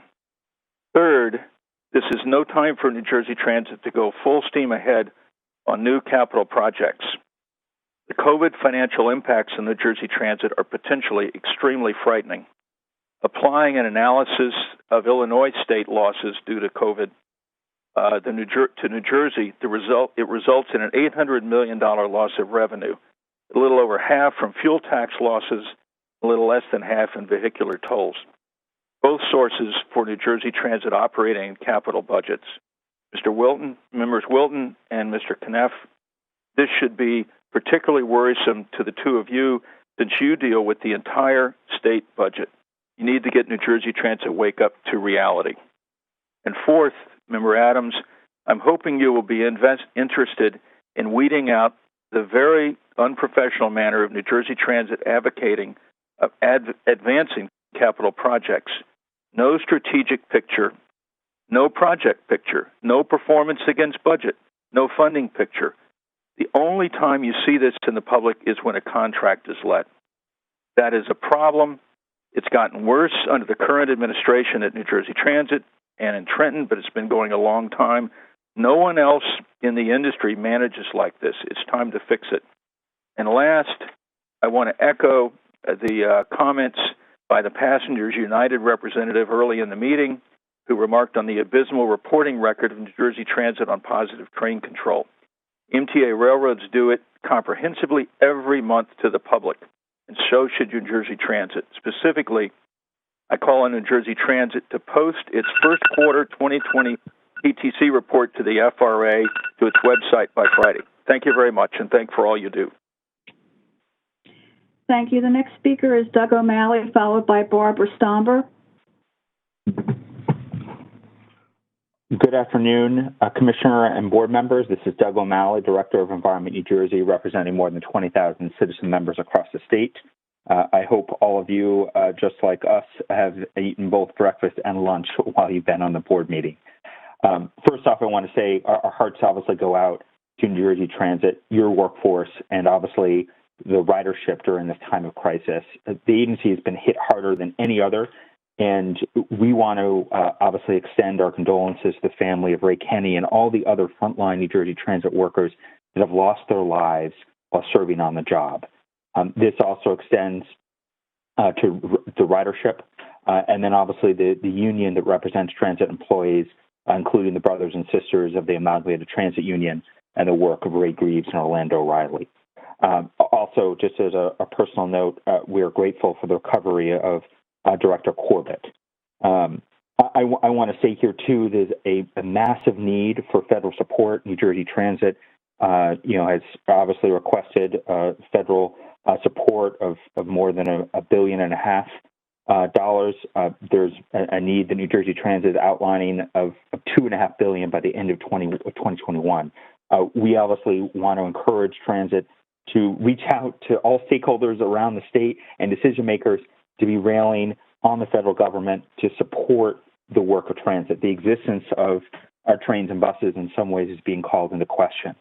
Yet, knowing that a reality in this time of crisis, and because of the clear acknowledgement by science that air pollution exacerbates the impact and spread of COVID-19, it's even more incongruous that New Jersey Transit would continue to pursue a frac gas resiliency transit power plant project in Kearney. You've heard a lot about this already this morning and afternoon. I just want to emphasize some additional points that you should be taking into consideration, especially because the final EIS did not take this in consideration. One, SEPTA has been moving forward with a solar farm totaling 44 megawatts to advance their energy and sustainability goals.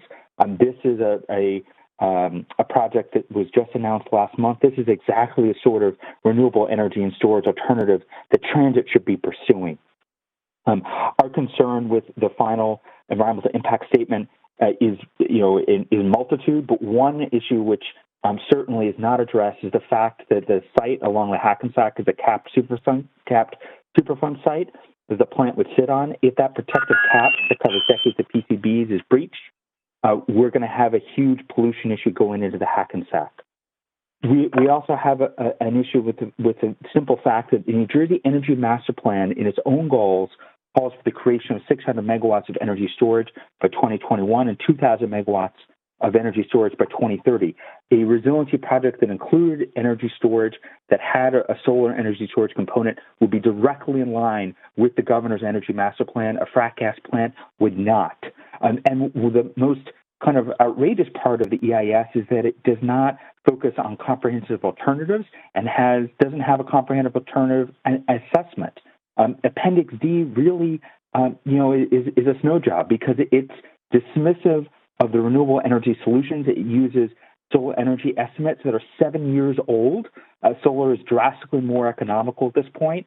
It also compares solar renewable to 24/7 natural gas, which is not the point, because the point of the plant is to provide backup power for 14 days. The rest of the time, solar renewables will be powering New Jersey Transit with assistance from the grid. And the comparisons are also to total systems, i.e. solar only, when it is well known that solar renewables work best in a complementary fashion. To conclude, the EIS is not comprehensive. It does not look at alternatives, and you need to go back to the drawing board because this did not comply with the Energy Master Plan. Thank you.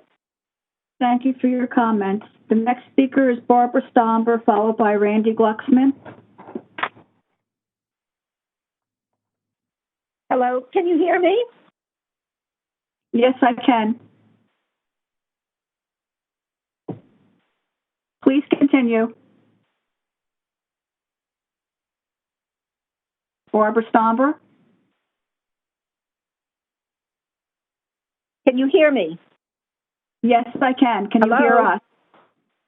Can you hear us? Yes, I can. Okay. Yes, please I can. Continue.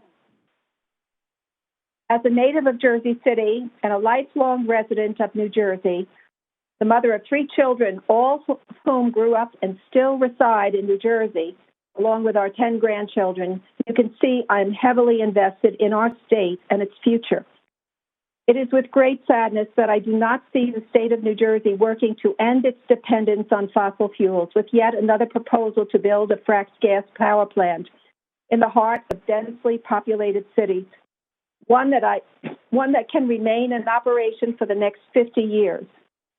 Has anyone noticed the crystalline day we're experiencing today and yesterday? Has anyone noticed comments from people around the world on the blueness of the skies and the clarity of the air during the lockdown, during the coronavirus? This is what life could look like in the transition to renewable energy. As Governor Murphy has relied on science during the coronavirus pandemic, so he must take bold action to stem the emission of fossil fuels, utilizing what science tells us every day. In the time of the coronavirus, special interests are working quietly to snatch the blue from our skies, pollute our improved air, and degrade our water. One only has to read last Sunday's edition of the New York Times to see that there are 98 environmental rules that the current administration is revoking or rolling back. The majority affect air pollution and emissions with 27 rules. 19 affect drilling and extraction, and 11 affect water pollution. Toxic substances, safety, and animal rollbacks comprise another 22. The bulk of the rules have been carried out by the Environmental Protection Agency, recently headed by Andrew Wheeler, a former lobbyist for the coal industry. Talk about putting a wolf in charge of the henhouse. Let us not rely on 20th century technology to build this plant, but have New Jersey lead the charge with the energy of the future, clean, renewable energy. I believe that if the governor wants to be recognized as a true leader, his knowledge and adherence to science must be reflected in his actions on climate change.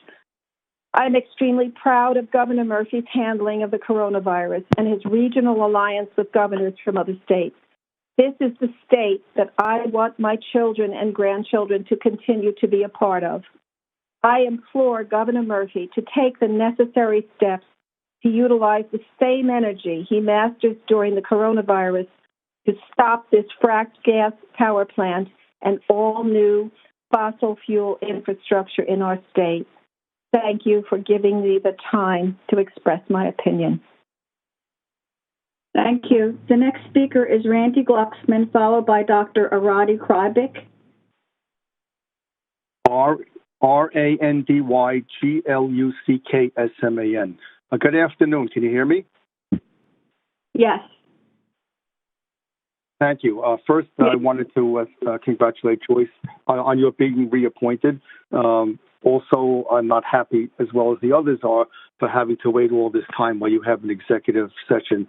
We had discussed this. I actually brought this up about 2 years ago, and you were pretty good about it.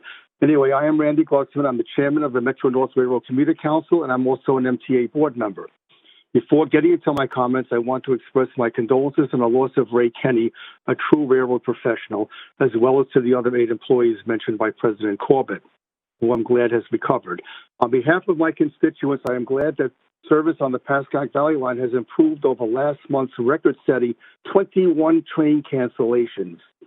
It's just hard to believe that even with a much-reduced schedule and graduating classes of new engineers, NJ Transit still has to cancel trains due to engineer availability. Thank you also for the improved service on the Port Jervis line. After my explanation last month of how the MTA provides information on our PTC projects, it was quite disappointing to find there is still no information on your website showing exactly what testing is being performed and what progress is being made on each line. I will be getting an update along with other board members on the status of our two railroads at the PTC Working Group virtual meeting tomorrow. Please remember the clock is ticking toward the deadline for full PTC implementation, which remains December 31st, 2020. As of yesterday, the MTA has lost 116 of its employees due to the coronavirus, and New Jersey Transit has also suffered losses. I sincerely hope there will be no more losses. My thanks to your employees who transport our customers each day. Thank you for the opportunity of speaking to you. Thank you. The next speaker is Dr. Arati Krybik, followed by Sid Madison. Hi, my name is Dr. Arati Krybik. That's A-R-A-T-I. Last name is K-R-E-I-B-I-C-H. And before I begin my remarks, I too would like to add both my gratitude for the frontline workers of the New Jersey Transit family, as well as condolences for those of the family who have been affected by COVID-19 and have passed away as a result.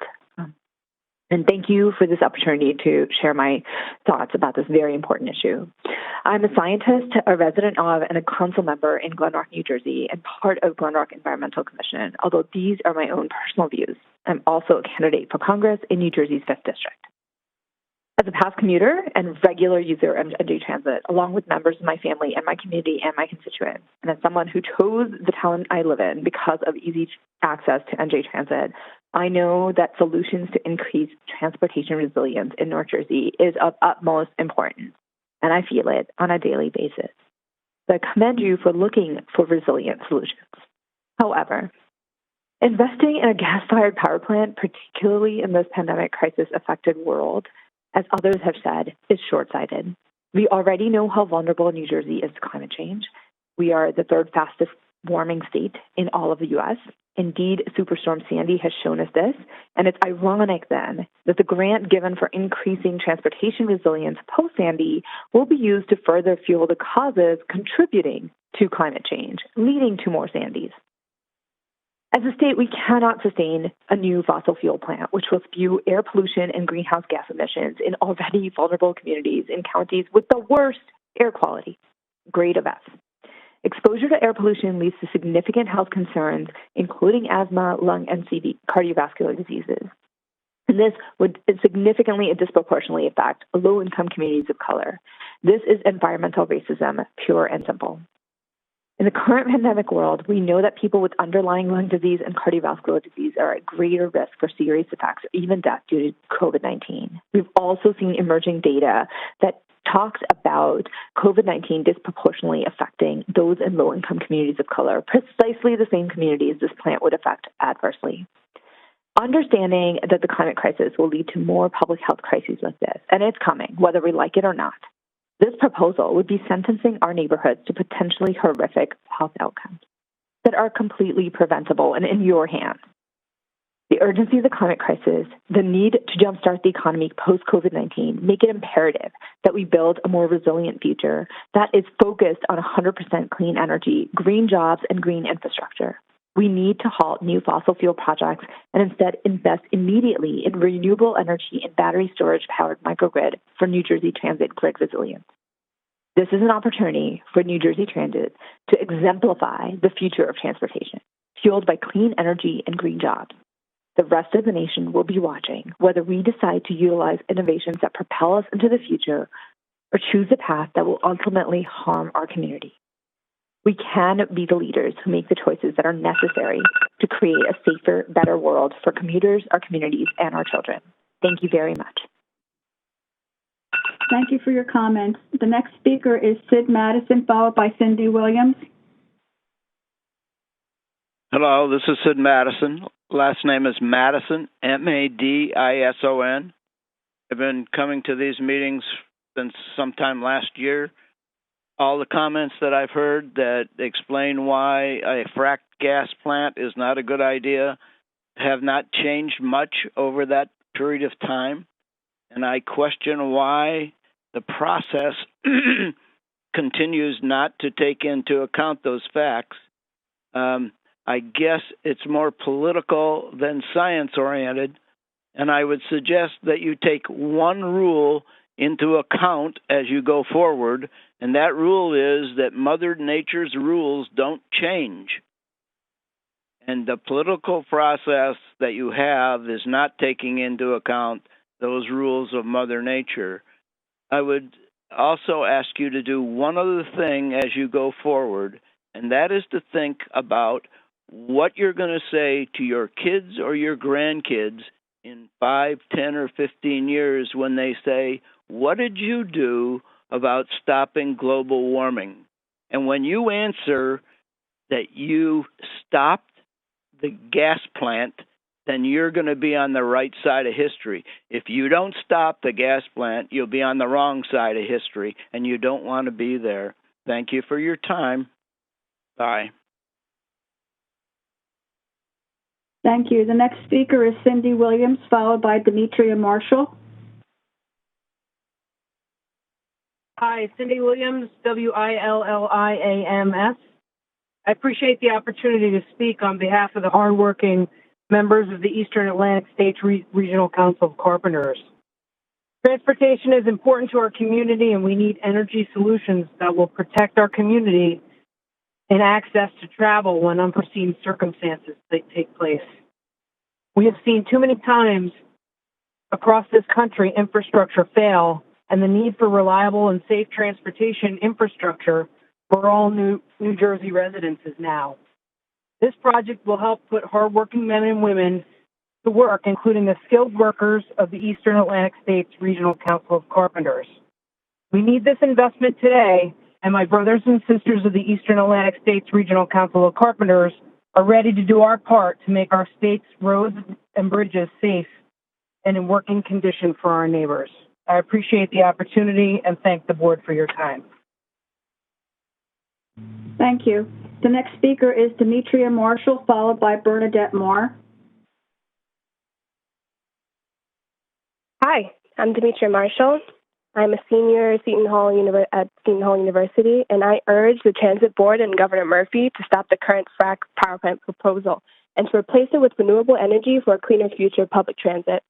The future of our state, in which nearly all counties, we already know, are graded F by the American Lung Association, this will jeopardize our future with this proposed project. The cleaner air we are experiencing for the time being can become a long-term reality only if we reduce our dependency on fossil fuels. The New Jersey Transit grid is solely for the purpose of supplying energy during storms and times of compromised power for limited areas of operations, such as the Northeast Corridor and the like. The capacity factor of this emergency generator would only reach to less than 1%, roughly 87.6 hours within a year.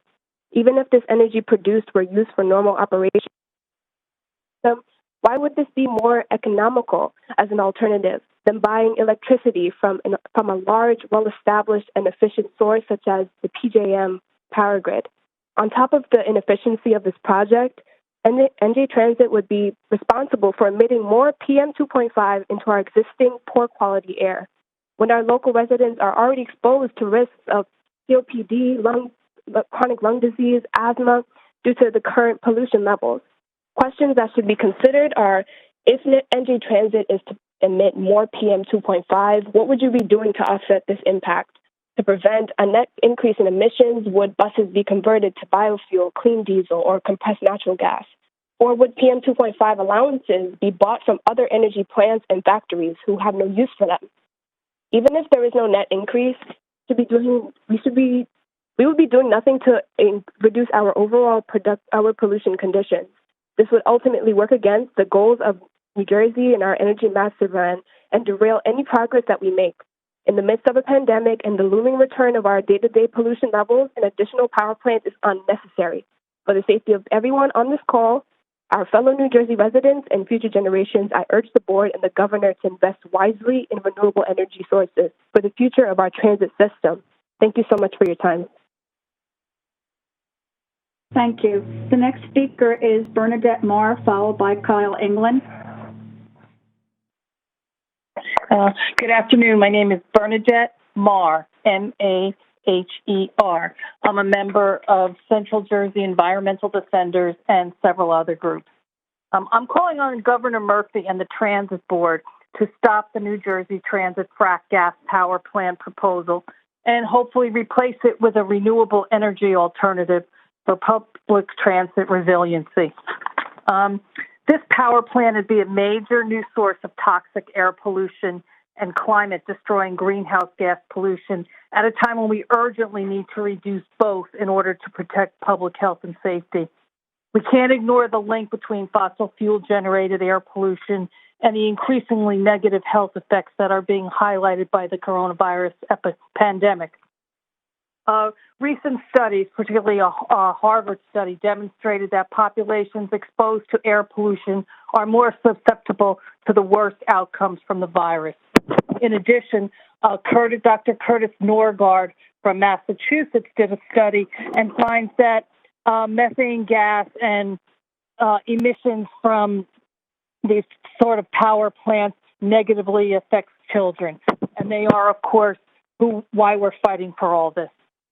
Almost all counties in New Jersey are graded F by the American Lung Association for the dangerous levels of ground level ozone caused by these fossil fuel pollutions and our warming state. This pollution is responsible for, please, Governor Murphy and the transit, deny this project. Thank you.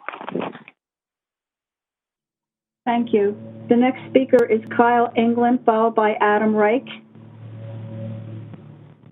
Good afternoon. My name is Kyle England, England. I'm speaking on behalf of the New Jersey Concrete and Aggregate Association. I'll keep my comments brief. I'm speaking in support of the Transit Grid project. We've had some negative input today, but I think the economic driver of this project is going to be a real benefit for the state, especially considering the times we're in now. From the current pandemic, we're seeing the results that a stagnant workforce is having on our economy. Having the ability to keep our workforce moving, even in a time of emergency, and the amount of jobs created through this project will be huge for the state. Thank you.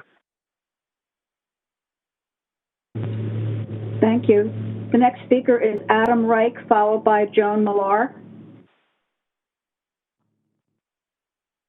Good afternoon. My name is Adam Reich. That's ADAMREICH.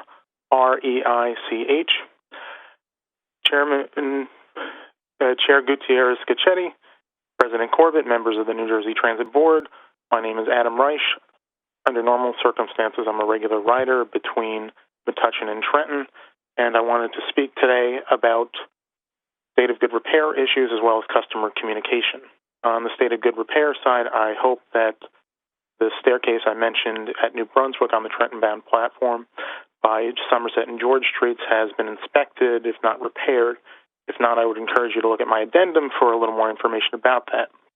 And with that in mind, I would encourage you, to the extent that you have normally high traffic areas with a significant reduction in traffic, that you attempt to make repairs where needed in those places, provided it doesn't come at the expense of employee safety. And if at all possible, I would encourage you to work with Amtrak to see if any emergency repairs can be done to the Hudson River tunnels while there are fewer trains operating. On the customer communication side, I think today exemplifies the need for you to put a customer service representative on a virtual town hall format on a periodic basis, whether that's weekly, every other week, monthly. I think it would be useful for gathering information about issues. You know, we've heard in the news during this pandemic about essential workers on crowded buses and other issues of that sort. But what we haven't gotten is a sense from New Jersey Transit, well, what are the specific issues customers are raising and how have you resolved them? I think a virtual town hall format would be great at gathering that feedback, communicating both to current riders and those who will return to the system that you're aware of the issues, and that you've either solved them or what your constraints are and how you will address them when you can address them. I would also encourage you to actively work with segment of the ridership before you announce any reopening plan. I realize there may have been some constraints when you reduced rail service with the announcement on March 19th, March 20th service day but there were significant gaps in the plan you announced for March 20th. With a day's notice, you put in a regular weekend schedule, meaning that west of Raritan on the Raritan Valley line, between Bay Street and Denville on the Montclair-Bouton line, and at stations at Teterboro and Woodcliff Lake on the Pascack Valley line, you suddenly had no service with a day's notice. Riders would have certainly pointed out these gaps if there had been the ability on the consultation. Since you have the luxury of time here, I would encourage you to do that, to speak with some riders before you announce any final plan, and ensure that social media has clear guidance. When the closure of the Penn Station concourse in New York was announced for night hours, you didn't post which entrances would remain open. Consulting with your customers will help point out some of these gaps in information. That's why I would encourage you to expand beyond your normal outreach efforts, including through a town hall format or through whatever board or committee you may feel might be worth consulting with the ridership out there. Thank you, and I would encourage, let me express my condolences for for the losses to the New Jersey Transit family during this pandemic, as well as to thank all the frontline workers who have been keeping our state moving, including our essential employees, and I hope everybody stays safe through the remainder of this pandemic. Thank you. Thank you. The next speaker is Joan Millar, followed by Paul Somerville. Hi, this is Joan Millar, M-I-L-L-A-R. I am a member of the Sierra Club as well as a learning disability specialist, and I'm speaking as an individual today. The first thing is, I think what the former speaker just said about the tunnel, the ARC tunnel, is definitely necessary. And since New Jersey Transit owned that piece of property there, I don't think that should be given up for a plant. But indeed, if we do need a plant, and it looks like we do, the tracking is the worst. And the environment, of course, will be affected. And, of course, as the other prior speaker said, learning, children will be affected. Learning problems, gestation, children in gestation will be a problem, have effects from that, okay? And I think it should be a combination of solar, wind, and biogas to power that plant that you're proposing, if it needs to be. I also think it needs to be smaller and less, less of a footprint. And also, another reason for that site not being good is that two former industrial companies, Standard Chlorine and later this is the Copper Seaboard, they owned it. They owned it, and it's problematic, the environment there. So that's another thing for putting up a plant, and it's going to affect people right there. Amtrak, in their purchasing policy, also is going to use this electricity that you want to increase, and it promotes the use of power from renewable sources, including solar and biogas. And Governor Murphy also opposed the plan. I think we should not put it up or do much investigation about this environmental effect it's going to have. Thank you, Mrs. Colbert, and the New Jersey Board and public attendees for listening. Bye-bye. Thank you. Next speaker is Paul Somerville. Yes, hi, this is Paul Somerville, Somerville. I'm a fifth-generation Hobokenite and the former chair of the Hoboken Historic Preservation Commission, and I'm thankful for this opportunity to speak to you today about the Lackawanna Records building in Hoboken, scheduled for demolition next month. You've heard from others about many ideas that would save the building. I wanted to remind you of one of the mandates New Jersey Transit has, which is to maximize revenue from its non-fare box money. That would include the fallow property known as the Records Building. And several years back, I wrote a pro forma as part of a preservation course at Drew University, realizing that there might be something that could be done with this building. And that business pro forma attracted the attention of a group of investors in Hoboken who own many historic commercial properties in that area. They have approached transit on numerous occasions, but to no avail, either to lease or to buy that property. And as recently as 1 month ago, they were still interested in talking to you folks. So we are hoping that you reconsider the path that this is on and that this historic resource will not be lost. Thank you. Thank you. Board members, the public comment period has ended. There are no further speakers. All right. Thank you, Joyce. Have a good day, everyone. Thank you. Stay safe. Take care, everybody. We have to adjourn the meeting. Thanks, Joyce. Thanks, all. We have to adjourn the meeting.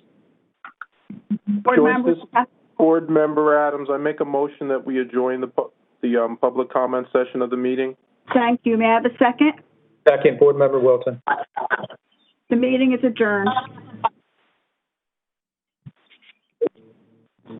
Thank you.